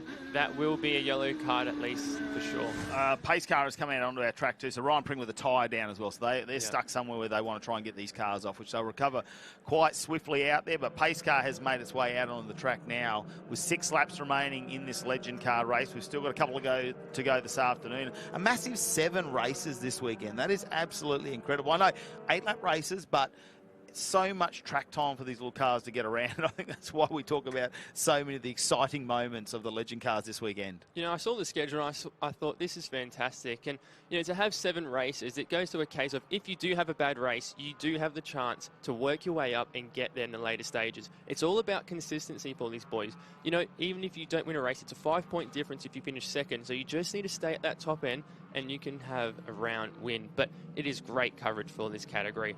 Josh Thomas is leading us out behind the pace car at the moment, so he'll get to start this race, and he's got a lot of experience as well. Let's get an update, though, down in pit lane with Jai.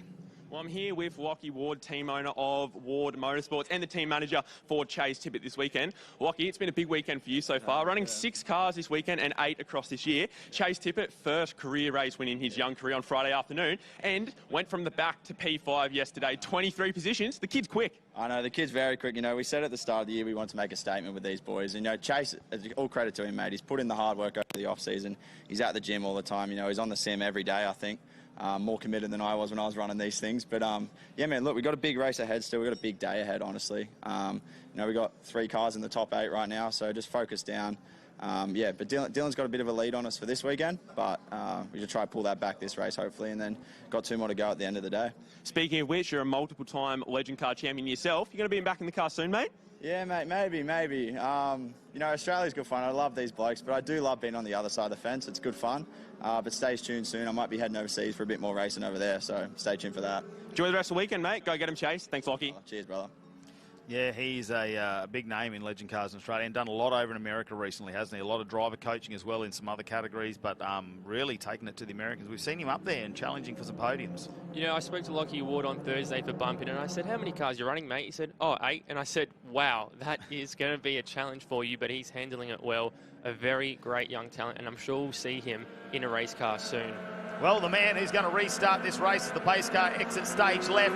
He's in the start zone now is Josh Thomas. He's going to want to try and break that toe. Have a look. We're playing Snake on the old Nokia 6610, I think, as they start to weave and dark and just try and get away from whoever is behind them. And Josh Thomas is going to take the inside line coming down to turn number 1. It's actually been quite a sedate restart, but have a look at that's Dylan Thomas down the inside, the CXC number 68. He has had a big dive. He's not going to make it. Shane Tate around the outside. Have a look at the budget car rentals entry. No wonder a former champion here in this category. He's now up into 3rd position. Josh Thomas, though, will have the right-hander here. And it looks like he might just push Melville in the 81 out a little bit wider. Chase Tippett, though, have a look up into 5th position. Oh, it's going to get interesting. It is snakes and ladders out here. Josh Thomas is in a good position here. He needs to get away as soon as he can, but this top 5 is going to be interesting. If we can go green the rest of it, it is going to be close action as we go into turn 6. The CXC racing car looking for a move on the inside as they all get through quite clean. I think Chase Tippett, he's going to have the inside here. Another position should be gained. A really strong effort. Dan, though, I'm looking at that time screen sitting further down, but I think that's him somewhere in the middle of the pack. He is moving up very, very quickly as well. But look, a lot of people on that turn 6 are going wide because if you can hold on through 7, you've got a left-hander into 8. We've seen that with a lot of the categories here this weekend as well. I think Shane Tate doing a nice job now, showing a bit of experience there, just going around the outside and still holding out. Chase Tippett up into 4th position now, as it looks like Dylan Thomas has just, unfortunately, not got himself in the right situation through a couple of those corners, and that's the thing with the Legend cars is you might not have done anything wrong, but if someone else can position the car a little bit better, get a little bit of a toe in some areas, you need to watch out. And have a look at Benny Goodrich now in the 97. I think he has got onto the back of Ruben Dan just on the left-hand side of our screen, and they got a toe. But have a look at the front as we go into turn number 1. We'll go past pit exit and that blend line. The 68 CXC racing car looking for a move up there. It is action-packed down here. And it looks like Josh Thomas, he's got away a little bit. He just needs to keep this momentum going. That is the big key for him because this other pack is just going to be battling and losing time out on track. Now, another thing of Ruben Dan as well, who's climbing up the field. His car's had a massive rebuild overnight. And it looks like he's actually just gone off the track there, if I'm correct, one of the CXC racing cars. That is not Ruben Dan.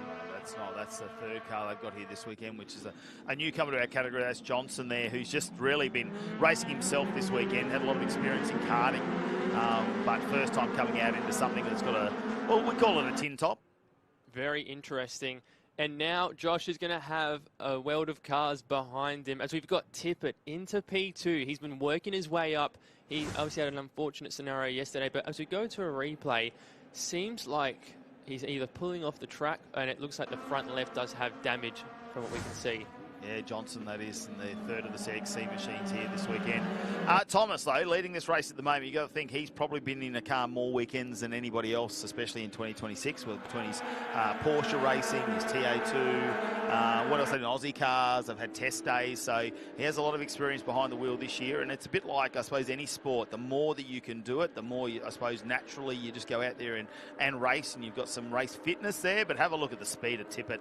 He is going to push in the 71, and can he go around the outside? Because it's an advantage if he can hold on. He's not going to get out in any of that clean-up sand onto the left-hand side, but he holds out.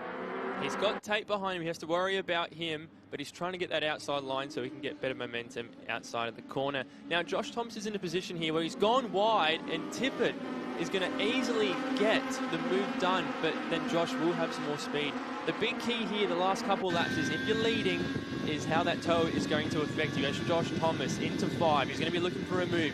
He's going to hold the outside Tippett as Josh Thomas will go late under brakes. How is this going to work out for him? We've got 3 wide into turn 6. Who's going to give room? There's nothing in it as Tippett is our race leader. Josh Thomas will not be giving that up too easily. As we go to the back end of the corners, Tippett now is going to be in that toe range. So what is Josh going to do with these 2 laps to go? Yeah, you take nothing away. It's a quality field of drivers here. You cannot afford to make one mistake, as Josh Thomas has just found out. Have a look at Dylan Thomas now. He'll just slot in behind him.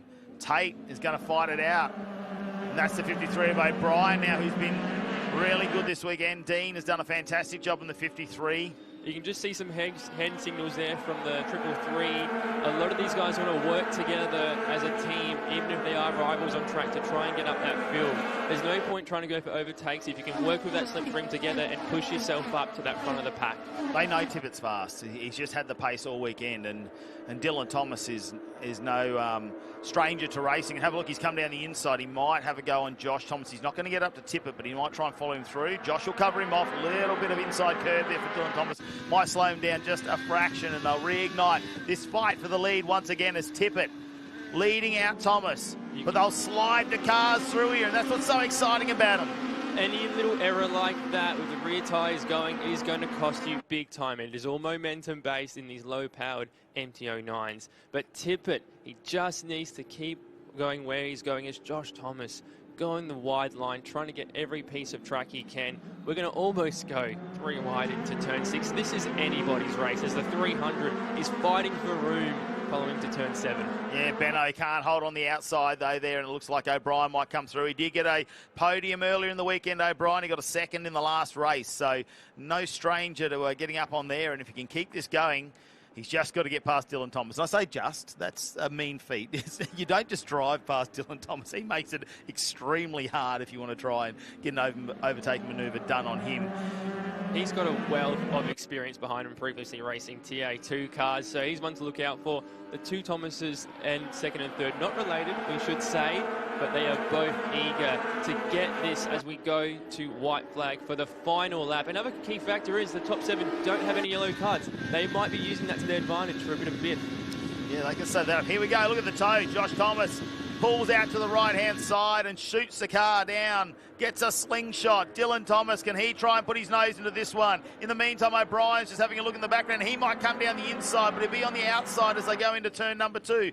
Dylan Thomas, what a move there in the 68. And can he get himself up on the podium again? He's already got 2 this weekend. There's a bit of biff going on. What a change for the lead and the right time for it. Two Thomases fighting for the final position. What is Diesel going to do here? Sorry, Josh, my apologies. What is he going to do? On the outside, only a couple of corners left, and Chase Tippett still in this battle here. This could get hairy. Oh, Dylan Thomas just cops a little bit of a push from behind, but it hasn't really affected him too much. He was, I think, expecting it. He knows coming into turn 6, you have to cover off the attacking driver, otherwise they will just shoot down the inside. But Thomas has come out on top. I'm saying Josh Thomas has actually come out of that one on top of Dean O'Brien as well. Benno, in the meantime, has come up on the inside of Tippett. How did he come from 8th to 1st? Now he's back to 5th. What a miracle. All he's going to do the last 2 corners, Thomas, the 68, is defend the inside, but that might not happen here. But minor contact here. This is anybody's battle. And what a overtake on the outside, defending into the first corner. What is Josh going to be able to do here? He's going to hold it, it looks like. Just a little bit of slipstream from the other Thomas, and we're almost 3 wide for P2. What a finish. Have a look at this, P2, and it's down to 14 thousandths of a second between Dylan Thomas and Dean O'Brien. What a finish for second position, but big round of applause for Josh Thomas, his first weekend in Legend Cars, and he's going to come home with a podium. He's not going to forget that one as the final pack finishes the race. That was the best race of the weekend. Action-packed, and that is what Legend Cars provides for us. What a finish.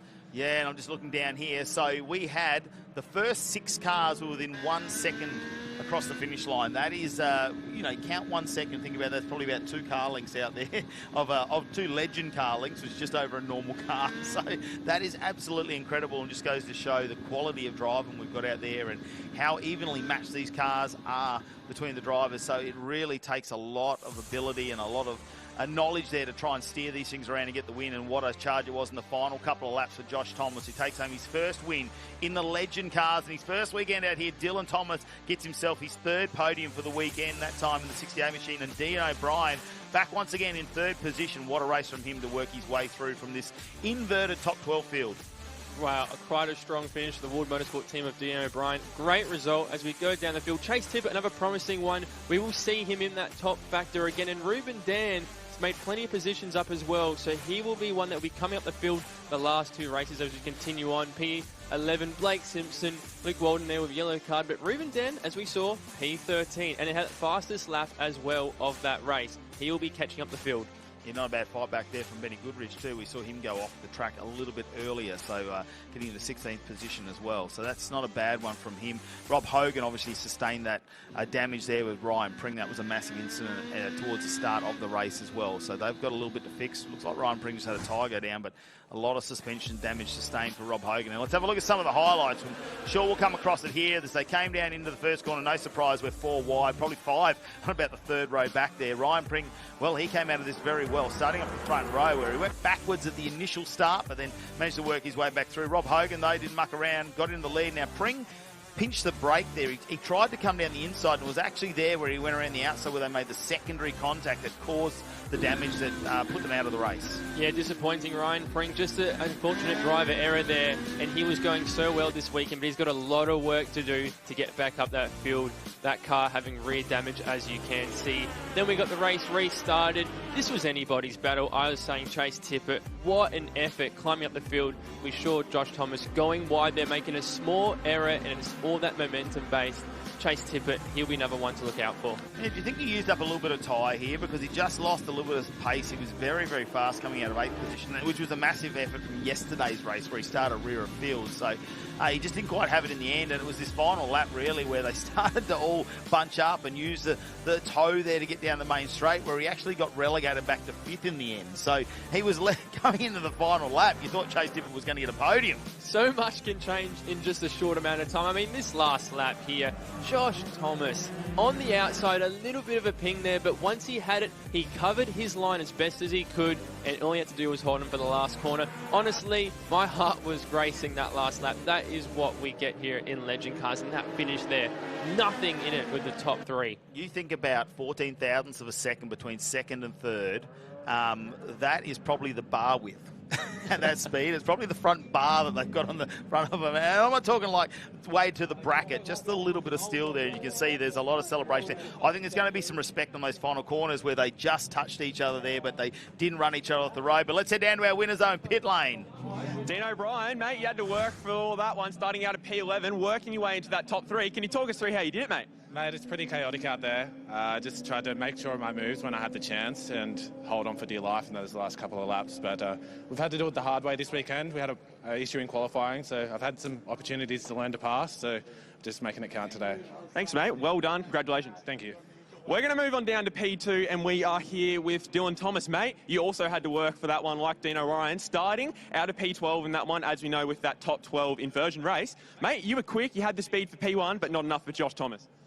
Oh, we had enough for Joshy, but, you know, he wanted to chop me nose, so I thought I could be a young bloke and take him out like the rest of them, or I could lift and let him have it. So, you know, I mean, his dad's the sponsor, so, you know, you got to look after the sponsor. So thanks to TFH Hire, you know, thanks to my boys, IRC Racing, and, yeah, you know, we'll get Joshy next time.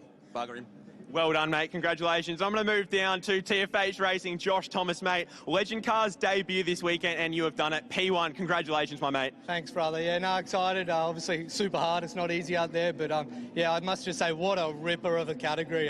Yeah, these cars are so much fun to race. Obviously, I race all kinds of things, but this is hands down probably the funnest thing I've raced. So, yeah, thanks to Dylan, and I told you to get on the podium because it was your birthday yesterday, Jai, and yeah, no, I'm glad I could do that for you, mate. So happy birthday. Thanks to my family, my crew, everyone. So yeah, very happy, mate. Well done, Josh Thomas from TFH Racing. That wraps up race number 5 here in the 2026 TFHI Legend Car Series Australia. Oh, I just love the personalities when it comes to Legend Cars as well. They've got some great competitors down there that always have a good time. There's always smiles down in the Legend Car pits as well, as we welcome Dan McCarthy back here into the commentary box, because we are about to go Innovation Race Cars, 50 minutes endurance race. Some of the drivers may have swapped overnight, but we saw them yesterday afternoon take on the full 50 minutes, and a couple of them, well, they're going to do some driver changes halfway through this race. Yeah, absolutely. There was a separate qualifying session on Friday for today's races. So it was actually Jeff Emery, last year's champion, that pipped Lee Stibbs in the second qualifying session. So he'll be starting out of position number 1. So bit of a reshuffled field as a result of that. We'll talk you through that in a few moments' time. But an action-packed day yesterday. Some really good racing. But importantly, Matty Cav, it was nice and clean. Not a single yellow card given. I suppose the biggest thing to talk about out of yesterday's race was Jeff Emery, obviously in the opening moments of that race, went out wide into the grass ended up rear of field. Race continued. It wasn't like we had a pace car or anything, but he rejoined, ended up at the back of the field, managed to work his way back up into third position, and he nearly had Danny Studdard at the end. So he was on a charge, had fastest lap of the race as well. And you could see that by the amount of sweat he had going out yesterday afternoon. It was quite warm. I think today's probably going to be a little bit better conditions for him, considering we're starting earlier in the day. Although the sun is out and it's a little bit warmer to start the day off, it's not quite as warm as it was yesterday afternoon. Here is what our starting grids are going to look like. Jeff Emery and Lee Stibbs are going to start off alongside each other. That one's going to be super exciting to watch into turn one. Then it's John Goodacre and Danny Studdard in row number 2. Harburg and Donaldson will be down in row number 3, and that's going to be the IRC car taking on the Mark car, which we saw Alex Donaldson, unfortunately, yesterday as well go off into the dirt coming off the final corner. So they'll regroup today. Harry Jones and Darren Curry will be on row 4. Looks like they've got that car fixed as well. Emily Casaviello is going to be starting out alongside Jake Donaldson in that Porsche as well in row number 5. Beyond that, Andy Hall, another Porsche ahead of Alan Burkhardt's Sluga and John Hollinger from the very tail of the field. He had problems yesterday. I'm just looking, he is back out there, so hopefully they've fixed his mechanical gremlins. But off the start, Emery is on the right, Stibbs is on the left. It was 2 victories for Stibbs yesterday, but Emery had pace to burn from the back of the field. He's made a very early start in the restart zone, and it looks like John Goodacre is going to try and follow him through. Goodacre has the slipstream directly in behind Emery, leaving Stibbs hung out to dry on the outside. But Stibbs, he's a real pro driver. He's going to brake late, and he goes around the outside, not only of Goodacre, but he tries on Emery. Oh, Donaldson's around, facing in the wrong direction. But Stibbs brakes super late into turn number 3, the long way at turn 1, the long way at turn 3. But he pulls it off. Great stuff from the Hi-Tec Oils driver. Behind that, Goodacre is coming under pressure from Danny Studdard. The good news is that Axel Donaldson has spun his car around. It's back facing the right way. Doesn't appear to have too much significant damage. Harburg fires one up the inside of Curry, but runs a bit wide. And the 2-time Carrera Cup champion, Harry Jones, is in there as well. Yeah, look, I don't think Axel Donaldson's going to be happy about that. That's 2 races in a row now where they've, unfortunately, the car has been spun around. He's had to work his way back through the field. So try and regroup on that one. It's probably hard from a race car driver's perspective. When it happens the second time, you just run out of complete luck. Not surprised by Lee Stibbs, though. I think he needs a track position there at the moment over Emery. They are going to battle that one out. So this one's going to be a good little fight in the background, though, between Goodacre, Studdard for third position as well.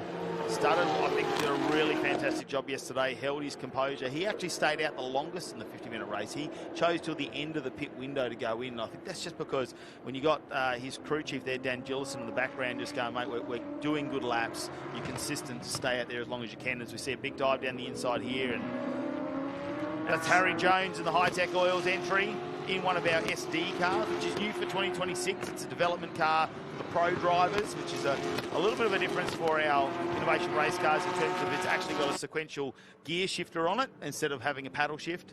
We don't have ABS, so when you get under brakes, they can lock a tyre up quite easily. Also no traction control, so when they put the throttle down, quite likely they're going to spin some tyres, so they can't try and modulate that nicely. And then there's a few other minor changes, one of which you might see if we go down. And you can tell because the yellow stickers out there are obviously our innovation race cars, our AM series, our original GT cars. And you'll see the blue stickers for our SD cars, which are our pro drivers. But the wing size is probably the most notable difference which we saw yesterday. Yeah, the difference between this and a category like Porsche Carrera Cup, where you see the pros obviously running at the front, the difference with the SD cars are the pros are there or thereabouts mixing it in with the AMs. The pros have a slower car. Without the ABS, they can't brake as late. Without the traction control, they can't get on the power as early. And as well, aerodynamically, it's not got as much aero in the long, fast corners as well. So those 3 disadvantages means it's nearly a handful of seconds a lap slower. So Harry Jones, you'd expect to see him at the front, and there's no doubt in my mind he would be right towards the front if he was in an IRC GT, but he's not allowed to drive one of those. He's a star driver, so he has to race in the SD class car. Just watch his class, though. He's leading it. Oh, yes. No surprise about that. Curry right behind him now. They had some issues yesterday where they went to actually change drivers and for Curry to step in. And when they turned the car off and got out, it didn't restart. So they've actually had to fix that overnight. So they didn't actually get to finish the race yesterday. So he'll be looking to get a little bit of seat time now behind the wheel. Obviously starting the race today, maybe he wasn't going to take the risk and go second again. Absolutely. He's making up for lost ground, as you see. A couple of the invited cars having a battle. Quite a few Porsches towards the tail, and John Hollinger in there as well. So Hollinger will be hoping to get through these invited cars and move up towards the rest of the marked cars and innovation race cars. There he is at the very back of the shot. Oh, that's wide. That's our race leader. That's Lee Stibbs. He's coming into the lane. What's gone on here? He was pulling out a significant lead. He was leading by 3 seconds after just a couple of laps. But Lee Stibbs has some sort of drama. He was wide out the final corner. He'd already lost a couple of places, and he's brought that straight into the pits. The pit stop window is not open yet. This is very much unscheduled. We can see a rattle gun at the ready. Maybe there is a puncture on this car. We're having a look. They're having a look around this machine, see what the go is. Is it the front right? It appears to be. Something not right with the front right. Doesn't look particularly down to me though, Matty Cav. It could be a suspension or brake issue. I know they're going to put a tyre on it, unless he's had a lock-up, put a big flat spot on there potentially. And we know they've got a limited amount of tyre wear there, or whether they've had an issue, maybe run over something out there. I mean, the Legend cars have been out before us, whether there's anything's fallen out or something. But Lee Stibbs will have to do a lot of work now. He's not going to go a lap down, but like you said before, it's not in the window for pit stops, so he can't use that. He's got to go back through the pits again, and that's a minimum 2-minute travel time from the time you enter the pits to the time you exit. Yeah, and that pit stop from pit lane entry to pit lane exit, that one just there was 1 minute and 1 second. So 61 seconds. There he is, going into turn number 1, just in front of the leaders. So he's no longer the leader, leading by a few seconds. He's only just a few seconds ahead of going down a lap. But this is good to see. This is really good to see. Goodacre and Studdard going with Jeff Emery early on in this race. I was very interested to see how much of a lead Lee Stibbs pulled early on, because we saw throughout yesterday's long distance race, despite being almost half a lap apart, Jeff Emery was easily matching our race leader of Lee Stibbs. They really were going toe to toe. The question for me was Lee Stibbs just cruising out in front? We'll never know the answer to that here today because of that puncture, unfortunately. It'll just be flat out from here on in for Lee Stibbs. No conserving from this point.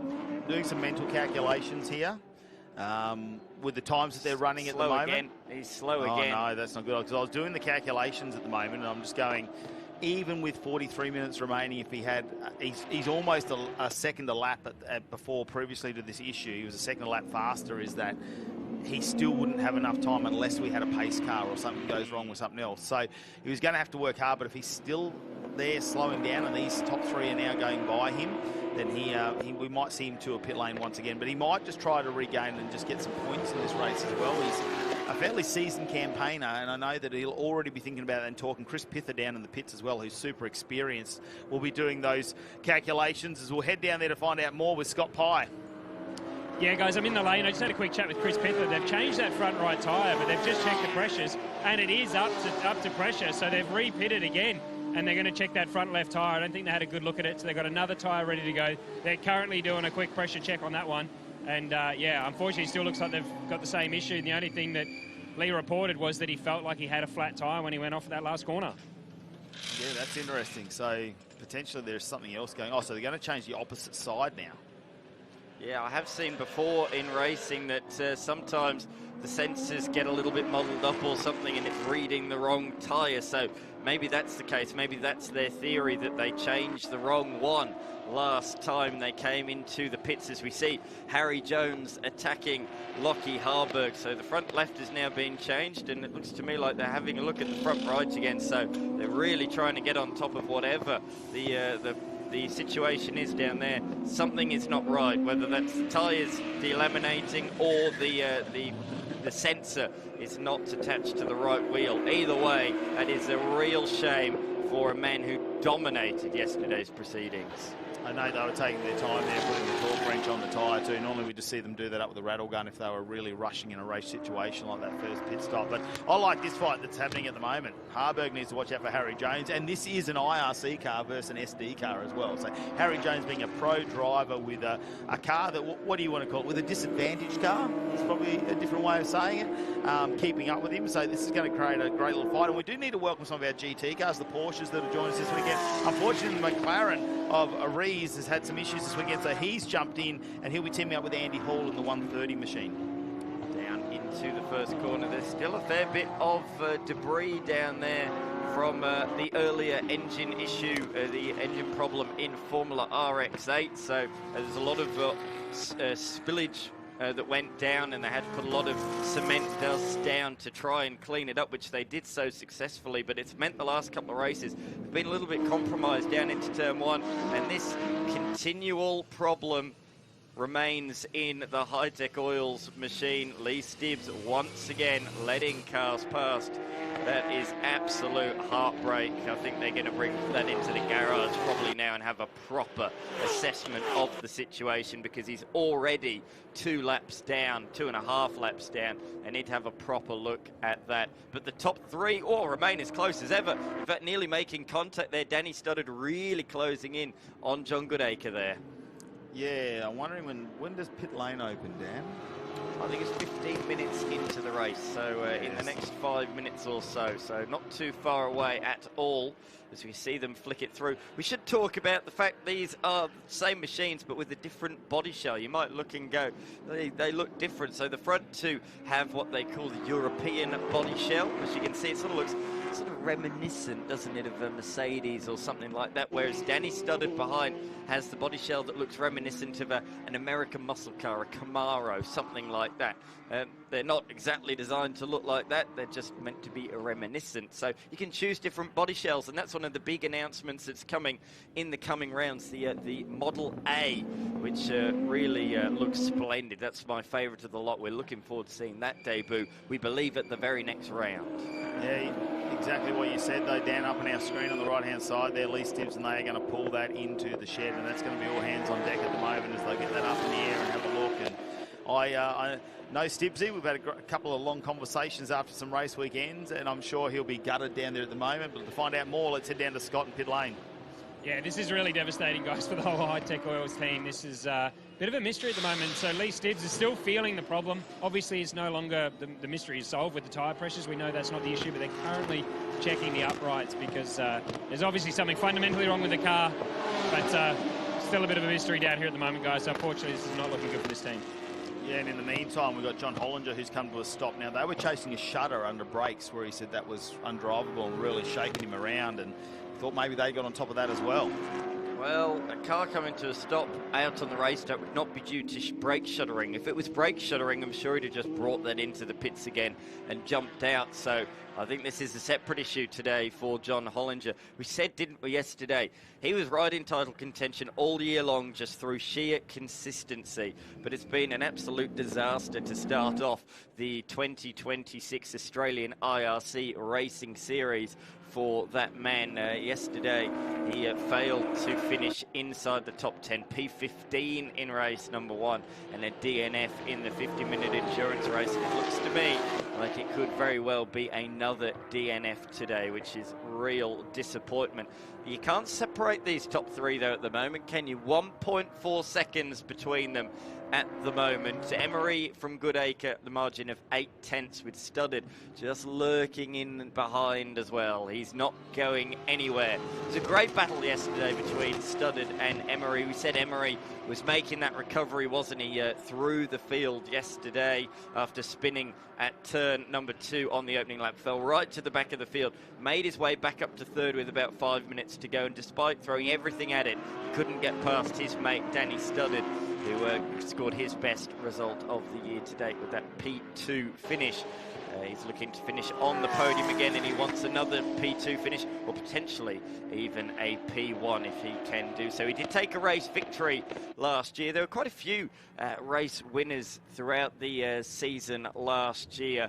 We had many different people. Of course, we had, for a good portion of the season. We did have Jeff Taunton, but he had a big crash in a sports sedan race at Sandown, and he's continuing his recovery from that. I'm sure he's watching on at home. We do wish Jeff Taunton a quick recovery, a speedy recovery, and we do hope to see you back in an IRC machine soon, mate.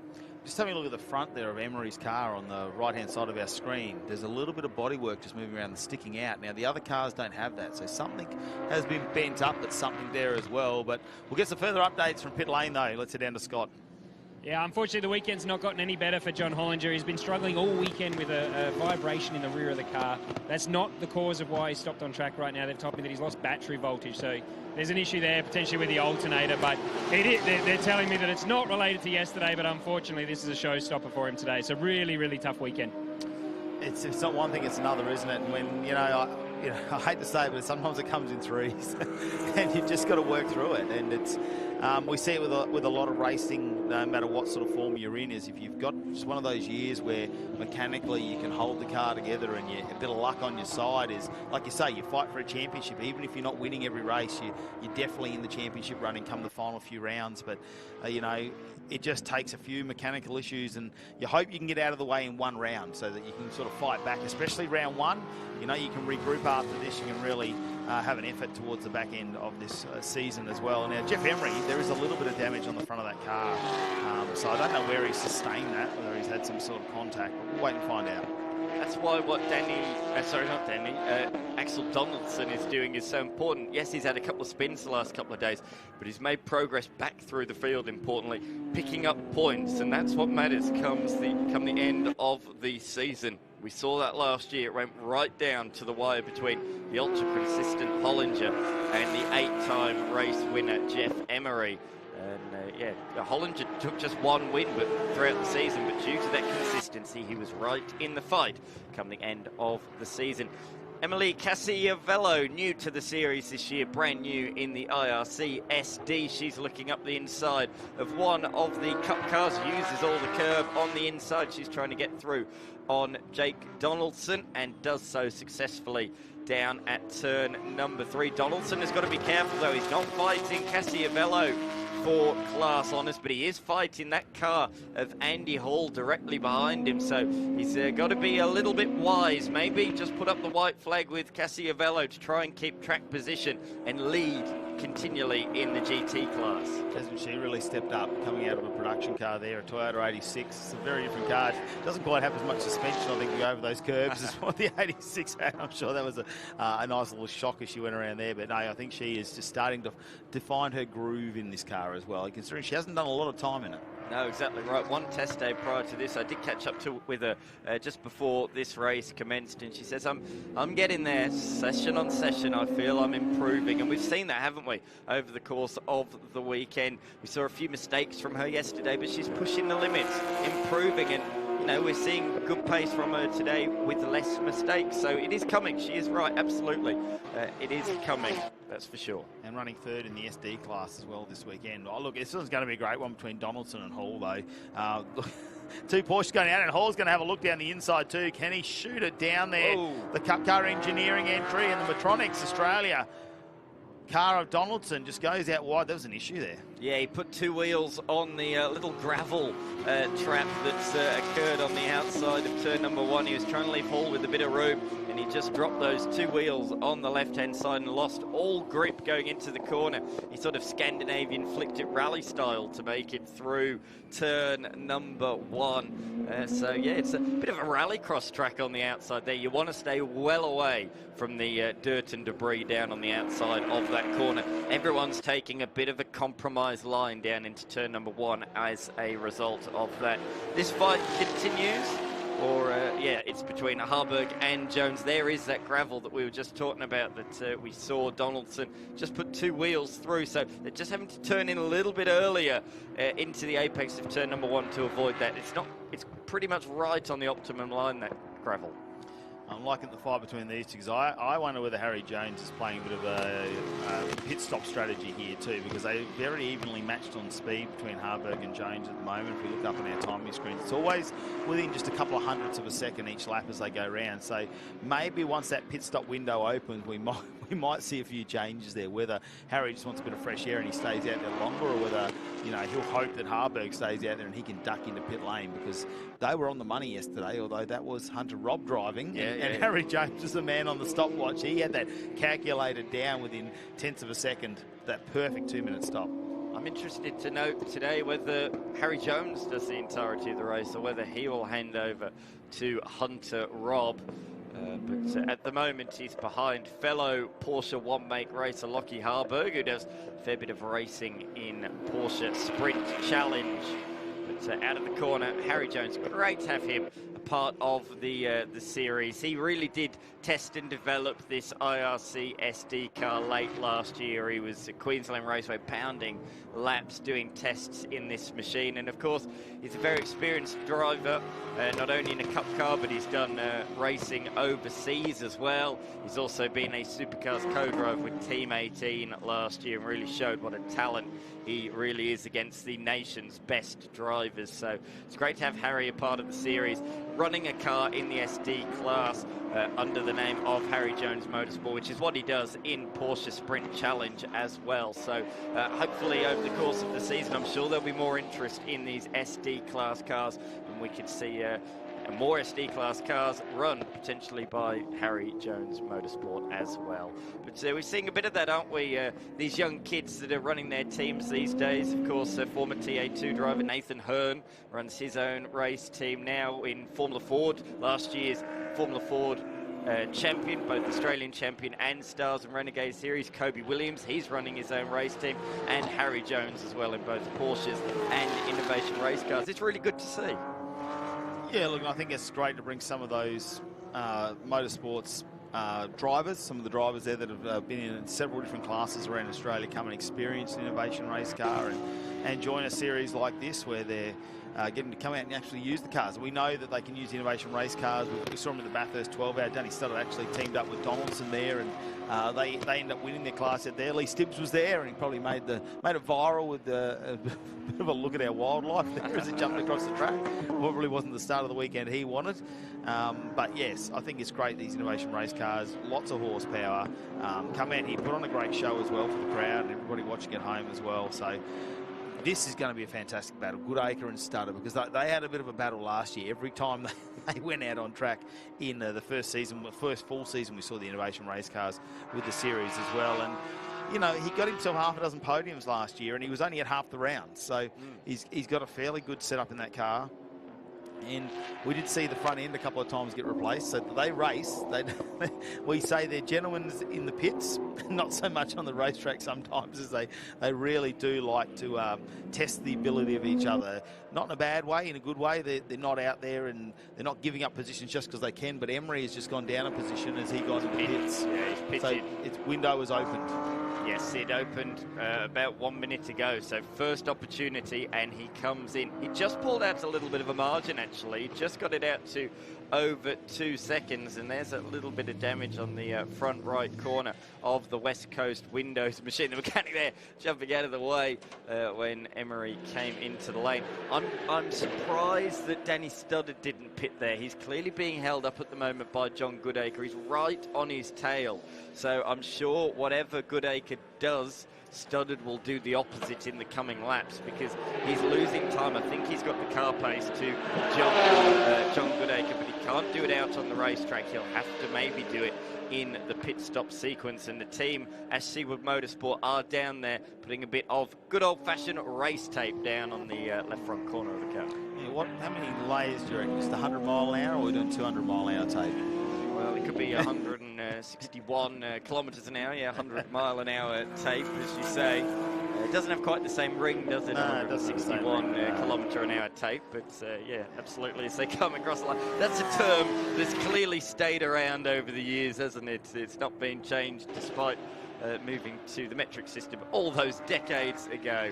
But there's a Porsche Cup battle out there at the moment. That's Burkhardt and Sluger, and they're soon going to be lapped from these two. And again, Danny Studdard elects not to pit and remains behind John Goodacre.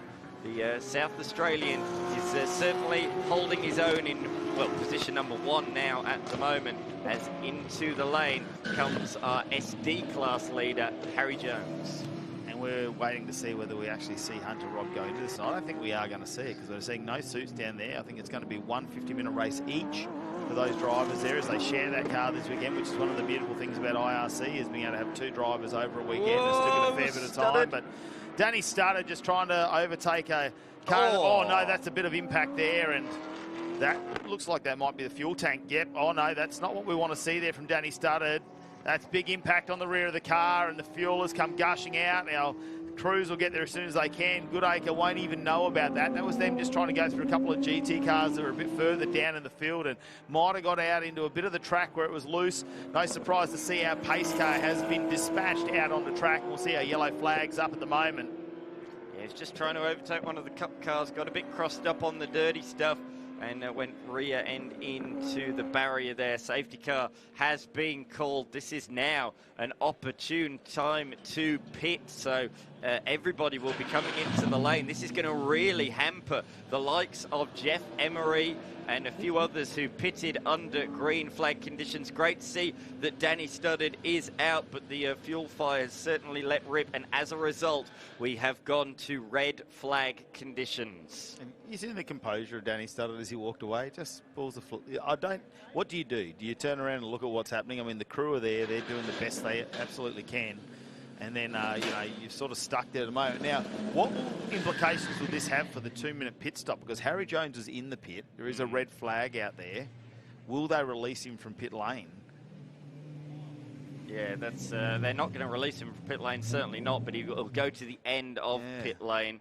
It looks like that fire has been extinguished. Fantastic work from the safety and recovery team. They were so quickly on the scene of that fire. Looks like Danny might have just taken in a few carbon dioxides down there. So this is a replay of what happened. He was up the inside of Sluga, just got crossed up over the curb on the dirty stuff, lost the rear, and it went bang into the concrete wall backwards. Fuel spilled out over the back of the car, caught the hot exhaust, and it went up in flames. Danny got out very, very quickly, which is the most important thing, and the safety team put that fire out very, very quickly. Fantastic work from all of our volunteer marshals, particularly in that instance, the fire team. Brilliant job.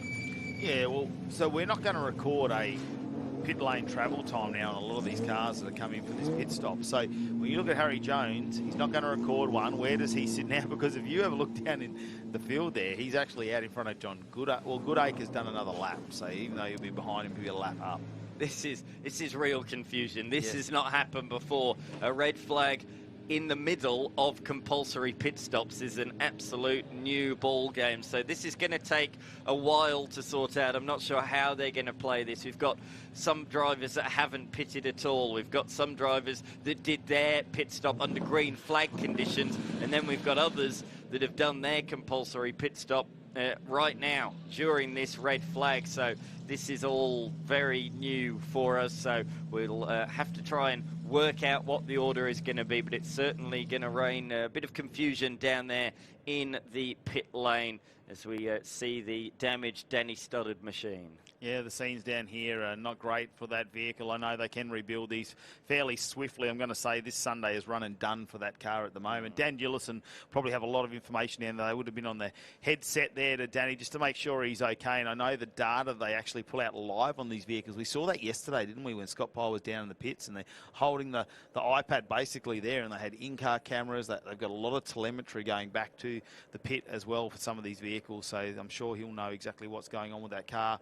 I'm interested to see, because I haven't crossed that start line, which cars have actually changed drivers, because yesterday we saw that Curry actually got out and Machetta got out and Curry tried to get in. The car had an issue. Now Curry's still up on our screens, but I think that might change when they go back out as well. So there's going to be a bit of a mixed match of where the cars actually are compared to the timing screen at the moment. But we've got a red out on track for our Innovation Race cars. Danny Studdard with an unfortunate incident there. Just come on the inside, got in the loose bit of gravel out on track, spun the car around, it's backed it into the wall, and looks like it may have punctured the rear fuel tank or done some damage there where it's leaking out. And is that still leaking out potentially as they're driving off? But it's gone straight onto the hot exhaust and ignited there and put a big flame out. Our crews have got straight onto that, and they'll try and get this car out of the way as soon as possible there. There's not much to salvage on the back of that bodywork either.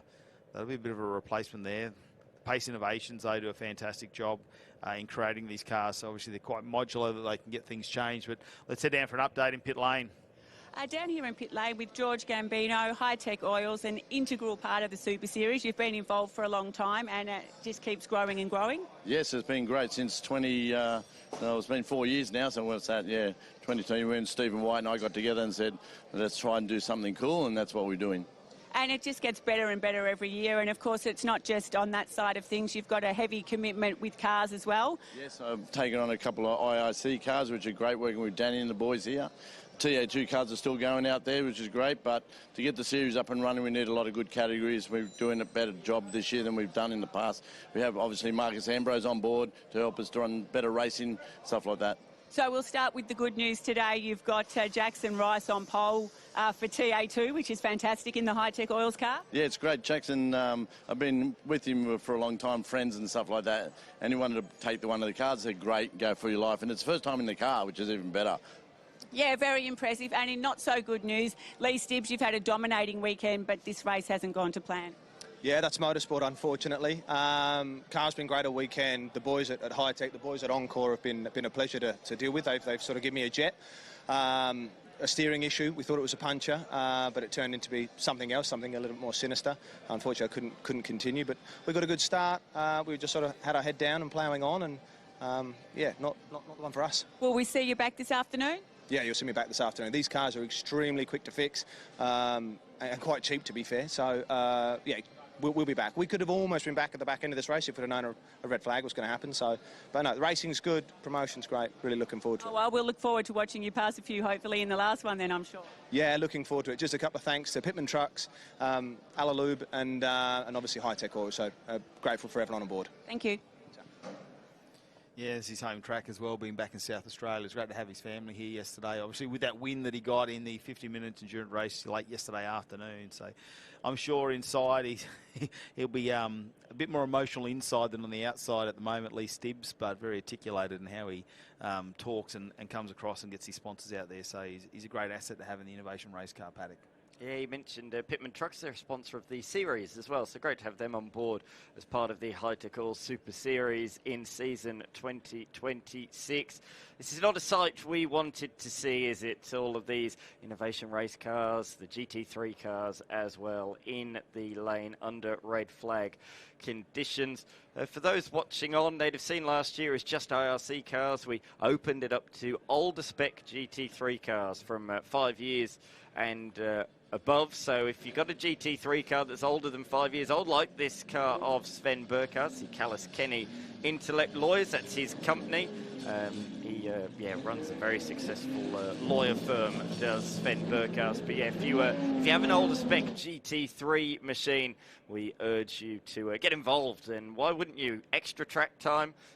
And yeah, it's a really good series to be a part of. And as you can see, they're pretty evenly matched with some of these IRC SD class cars. So it's good, fun racing. You can mix it amongst different categories as well. The good news is we have gone back out onto the racetrack, albeit under safety car conditions. The order is currently being shaken out, though. We're going to try and work out the order for you. Burkhardt's not firing this thing up just yet, so everyone is overtaking him in pit lane. That's not what he'd have wanted. No. And when they sit there, when you have to shut them off suddenly, if they've been a little bit warm, there's no more airflow over the engine, you don't have the water pumps running. Sometimes they're cranky when they want to start up. They just don't want to be there. But they've got that car started now, so Burkhardt will make that back out onto the track. So Harry Jones is going to be not the effective leader of this race, but will be obviously restarting this by the looks of it. I'll be interested to see whether they reshuffle that, because with the new start zone procedure, whether it'll be the leader effectively where they finished, or whether it'll be they'll reshuffle that and put the leader of the race at the front of this restart. We'll wait and find out.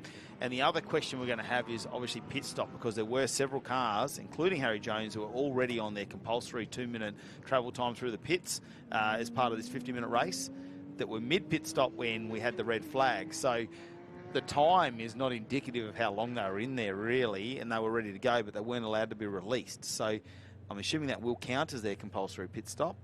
I'm sure it'll be debated by different teams now. There, certainly the likes of Jeff Emery, who was leading the race and pulling away, now finds himself 2 laps down in position number 11. He's certainly drawn the short straw. Harry Jones might be the one directly behind the safety car, but he himself is pretty much 1 lap down. He's just ahead of the race leader, so he's pretty much 1 lap down, so I'm sure he'll catch back up to the back of the field before we go back to green. So it's all a little bit confusing. One of the Porsches has just come in the lane, Andy Hall, from an outright 3rd position, so not quite sure why he has come into the lane. Maybe he feels that he didn't serve his 2 minutes, so he's come in now. Well, Goodacre and Harburger, those as well.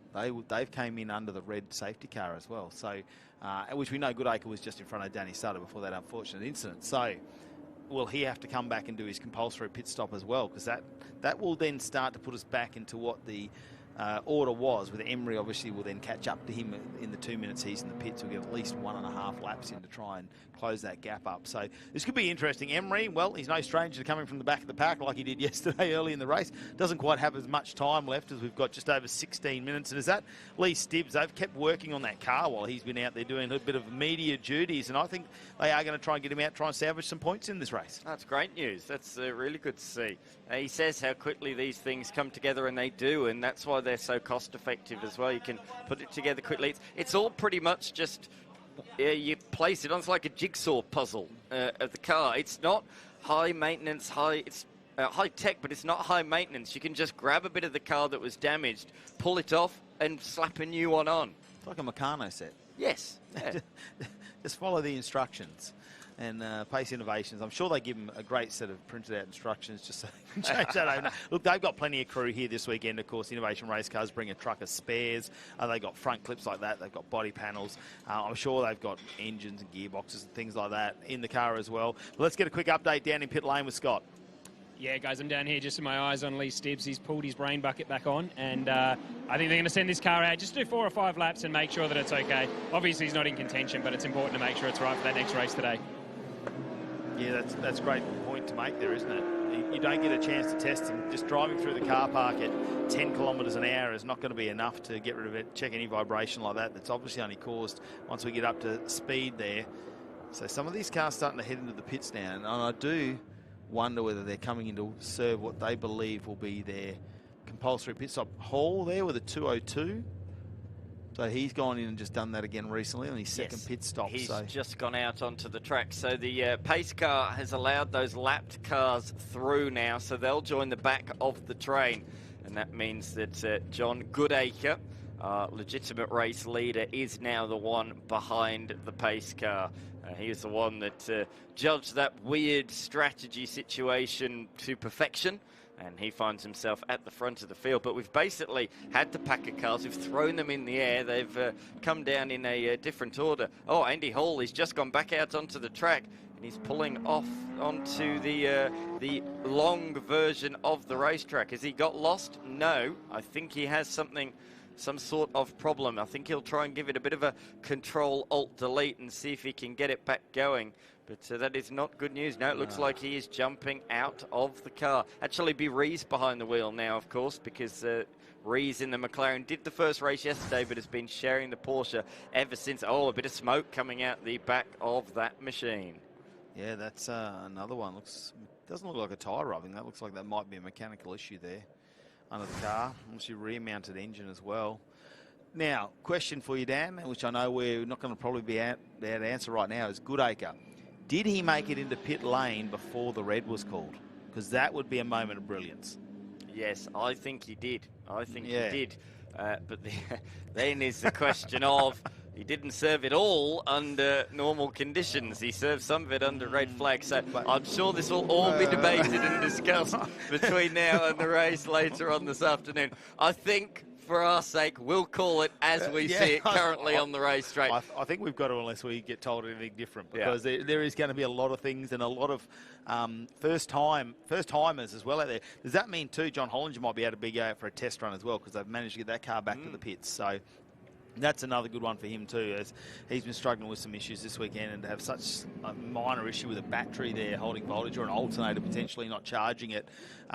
Again, a quick fix, pull the front of that car if they need to do an alternator. As lights are still on our pace car. Yeah, I thought they were off there for a moment, but so John Goodacre leads the way. The next 3 cars behind him are down a lap. It's that blue machine weaving, in fact, coming into the pit lane for Harburg. So he feels the 2-minute pit stop must be served as well. Now, he definitely did not come into the pits until the red flag. He was out there, the sole car behind the pace car, and he came into the pits under red flag conditions. So he definitely did not serve his 2-minute pit stop under pace car conditions. That's one thing I am certain of, because I witnessed it with my own eyes. I saw Stacey and Barrier down there, and they're getting a lot of questions right now, which teams are trying to relay to their drivers, and they'll be getting on their headsets and just having a little bit of a word to them if they do need to come in. So I'm sure he hasn't pulled in without them checking that as well. So there'll be a lot of questions, there'll be a lot of first-timers, and we'll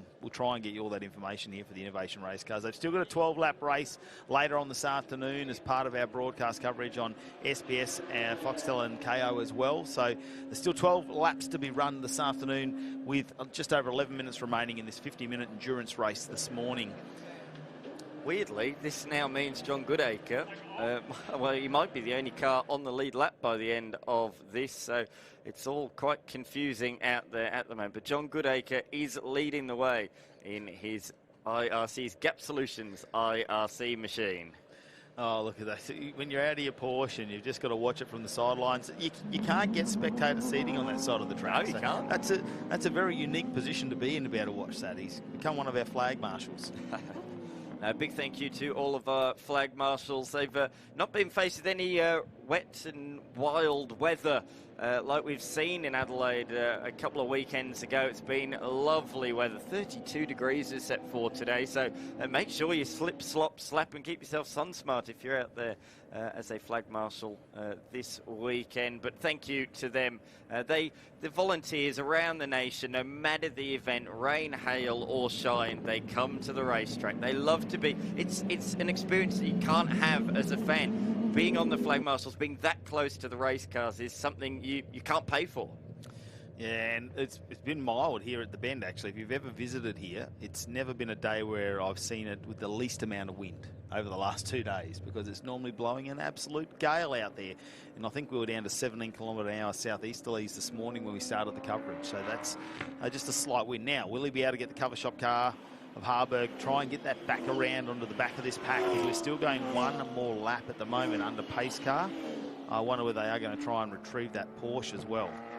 And we're getting, and our pace car driver is getting some signals. They might just say stay over to this side of the track at the moment. So has that left any oil out on the track as well? Because that was a lot of smoke.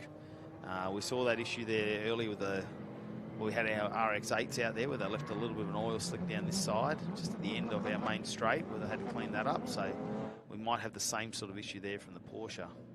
Plenty more action still to come this afternoon. All of our categories have one more or even 2 more races to come, including the Yokohama AASA Australian Formula 4 Championship. They've got 2 races to come this afternoon, as does, of course, the big V8, the thundering TA2 Muscle Car Series. Very much looking forward to the IRC Sprint race later on today as well. 12 short, sharp racing laps, no pit stops. The fastest driver will take the victory in that one. Still got 2 more races of TFHI Legend Cars as well to come. Every single race in that category so far has been an absolute barnstormer, and the same can be said for Formula RX-8 as well. There's been some fantastic racing in all of the categories here this weekend, Matty Cav, and I think the general consensus coming into this weekend, a few people unsure of the West Circuit, but leaving it, I think based on the racing we've had, everyone I've spoken to have said a big thumbs up for this shortened 3.41 kilometre layout. Yeah, I think you've got that right, and I was going to bring that up when you said that we've had some fantastic racing this weekend. Take nothing away from the Australian Drivers' Championship, which finished their racing yesterday afternoon, but we started off yesterday's racing with them, and between Damon Sterling and Harry Strick, they were changing the lead about 3 times a lap. take that over. They did that for about 10 laps. So I'm going to say there was almost 30 lead changes there. The Legend cars have done the same. Normally we're getting at least 2 leaders every lap as they go around. That turn 6 has really made a difference, I think, with the West layout there, how they come in under brakes. They have to be very defensive. Coming into turn 1, I mean, it is a long straight here, so you will see with some of those cars that are drafting. The Formula Fords have been unbelievable. I mean, haven't they? you know, you might look at them and they might not be the, you know, depending on what your outlook is, whether you like your tin top racing, you cannot deny how close they've been. And I really have to take my hat off for that top shootout this morning there with the qualifying there, with the 3 cars out at once. I think that was quite entertaining to watch and really showed, because we took the drafting away from the drivers there and there was an individual effort. Yeah, absolutely. As we see the cement dust being put down at turn 1 for more oil spillage. Scott Pye is down in the lane with an update. Yeah, guys, I'm really enjoying being on the other side of the fence here at the moment, because I'm getting to witness the race teams go through hell as they try and work out these rules and whether or not they should be allowed to pit. We've obviously, we've just seen Harburg complete his pit stop, but Goodacre is under the belief that if he does pit now, they're going to get a penalty. So the team's obviously trying to work that out, because if you pit under the yellow, cars are going slower and the advantage would be massive. So, yeah, there's a few hairs being pulled out down here trying to work that out, but it'll be interesting to see how this unfolds, because, yeah, Goodacre could end up with a real disadvantage if he waits for this thing to go green and no penalties handed out to anyone that's pitted under the yellow. Yeah, it's a really good point you raised there, Scott, and add into the equation that as we're in the last 10 minutes of the race, the pit stop window has shut as well. So even if he wanted to pit now, I don't think he can pit. Well, he can, but it won't count as his pit stop. So it's a very strange set of circumstances that have befallen us, and it's all because of when the red flag was flown, right slap bang in the middle of the pit stop sequence. Yeah, I was going to bring that point up as well. It's and again, who came in? Well, you know, you've got to look at Hunter Robb's gone there as well. They've actually changed drivers, so Harry Jones got out. So, is that going to count? Because they were in pit lane when the red was called. So, looks like we're about to get a restart underway here. They are going to get their final 6 minutes out on track as our pace car turns the lights off. The Hyundai N-Line will get the accelerator, they'll drop down a gear and they'll get off track. So it's time now for our race leader, our effective race leader. Johnny Goodacre is going to lead us out of this start zone. He'll wait to get underway and he's not mucking around either. Here we go, full noise down the main straight. Harburg right behind, but he's going to complete that lap. He's in second position. Allen now in third. Down towards turn number 1, we've got to look at some of these other battles, because although a large majority of the field are down a lap, a lot are racing each other. It is literally a rallycross track down there at turn number 1. Sluger ended up going a little bit wide. He's got Jake Donaldson up his inside. In fact, no, that's Axel Donaldson. Look at Jeff Emery. He's made a blinder of a restart, hasn't he? He's moved up many positions already. And looking up the inside of Axel Donaldson in the Mark II Mustang down towards the ultra-fast corner that is turn number 5. A great Porsche battle further back as well, with the 327 on the inside. And that car is in third outright at the moment of Allen. Yeah, and that's where we're going to get a bit of confusion here. If you're just watching at home and you're looking where the car sit is, some are on lap 25, some are on lap 24. As that's actually Hunter Robb starting to work his way through in that 69 car. Had a driver change there with Harry Jones. Importantly, that was for first in class. That's why we caught that one on camera. So back into the lead in the IRC SD class. Although we can see Machota, up the inside, Emery slides it up there, just about manages to, but it's compromised both of their exits, and Harburg could pick them both off here. Harburg started the restart at the very back of the queue, but he's got past a large bulk of the field. Here comes Rob once again. Oh, this is for the lead in class, sorry, on the number 4 machine. So despite all the confusion, the SD class cars are all together on the racetrack. The number 4 from the number 69, and with Emily Cassiavello not too far behind either. A really nice exit from Hunter Robb, but he's on the outside, but on the inside, Machota elects to brake. He doesn't have the preferred racing line and slots back in behind the Porsche driver in effectively a regular Porsche driver in Sprint Challenge. Decides to slot back in behind him. One of the things that is going to be interesting, though, Emery needs to start working through these SD cars as well. So when they're going too wide and starting to battle out for positions, in the background we've got Emery who's trying to push on really hard. I know he's a lap down, so but that is pending a lot of decisions post-race. I don't know if the yellow card, red card system is quite ready for what is about to happen. This is for position then, so Emery's target I think here is 4th. That's the best position 1 lap down, so he's moving through the field, through on Cassiavello.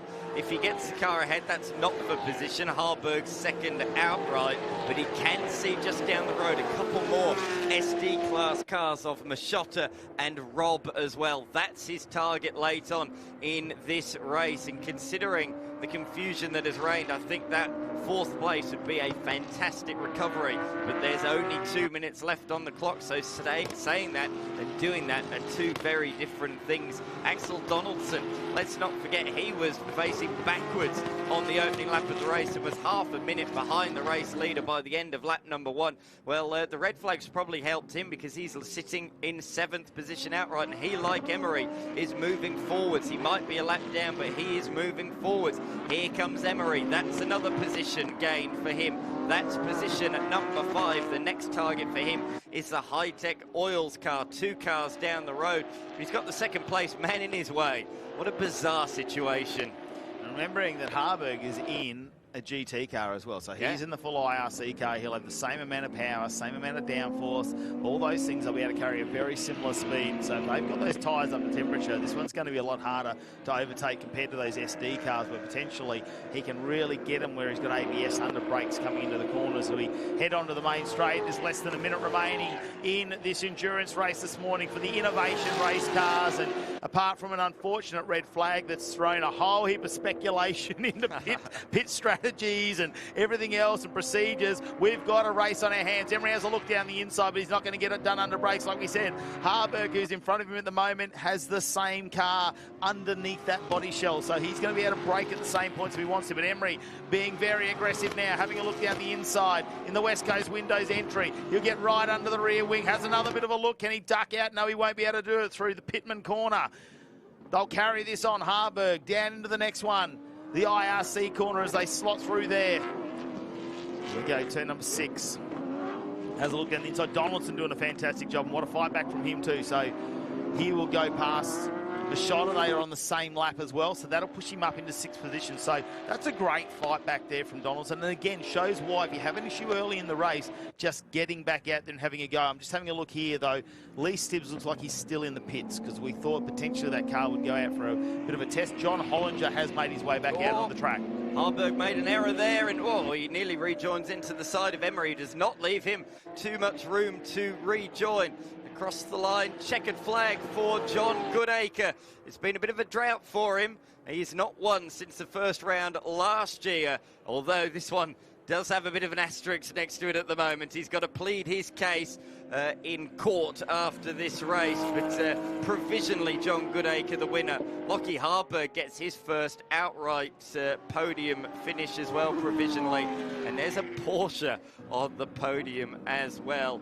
I'm sure this isn't the end of the story, though. We'll bring you all of the latest, all of the updates come this afternoon's race. I'm sure there'll be plenty of talking points in this one. I think we might have to get Barry in the commentary box to run through some of how it all broke down here this afternoon. But yeah, they've still got 12 laps to run this afternoon, and we'll find out, because when they come out, I'm sure we'll have our grid based on how they finished here this morning. John Goodacre, though, he kept his head, didn't he, with all the kerfuffle. He said, I believe I've done the right thing. I haven't done anything wrong. I'm the legitimate leader. So here are the provisional, we must stress that, provisional results of this race. John Goodacre on top ahead of Lockie Harburg. Dave Allen in the Porsche GT3 Cup car. Good job from him. And then most of the field down a lap as a result of the red flag.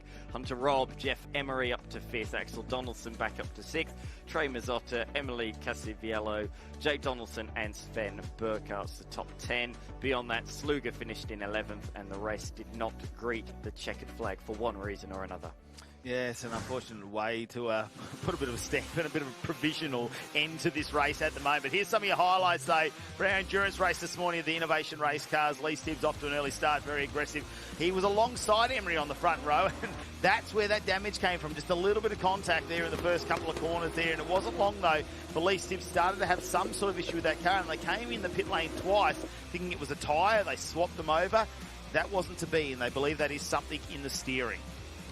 So firstly, they thought it was the puncture. They changed the front right. Then they came in a lap later, changed the front left.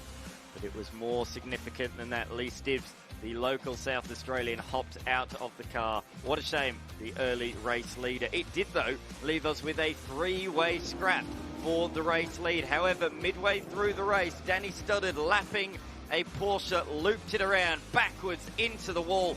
Fuel poured out the rear of the car onto the hot exhaust. The result was a big fire, but the recovery team was super quick on the job, you can see, and they got that fire out very, very quickly indeed. Unfortunately, we lost Andy Hall and Rees midway through, or late on I should say, in that race under safety car conditions, and it left us with a very jumbled pack late on in the race. Well, yes, and it just kept going there. The clean-up there, which you saw a lot of people very timid under brakes. I'm sure some of the IRC cars probably a little bit happy about that, but a very defined provisional result there, because he's going to have to plead his case, I think, John Goodacre there here at the bend. But we'll wait and find out. There's still plenty more action to come your way. We finish our live stream at the moment, but the Hi-Tec Oils Super Series continues on SBS On Demand, and KO Sports from 12:30 local time, or, of course, 12 p.m. on 1 p.m. on the Australian Eastern Standard Time. So make sure you join us then. We have a short break. Join us there.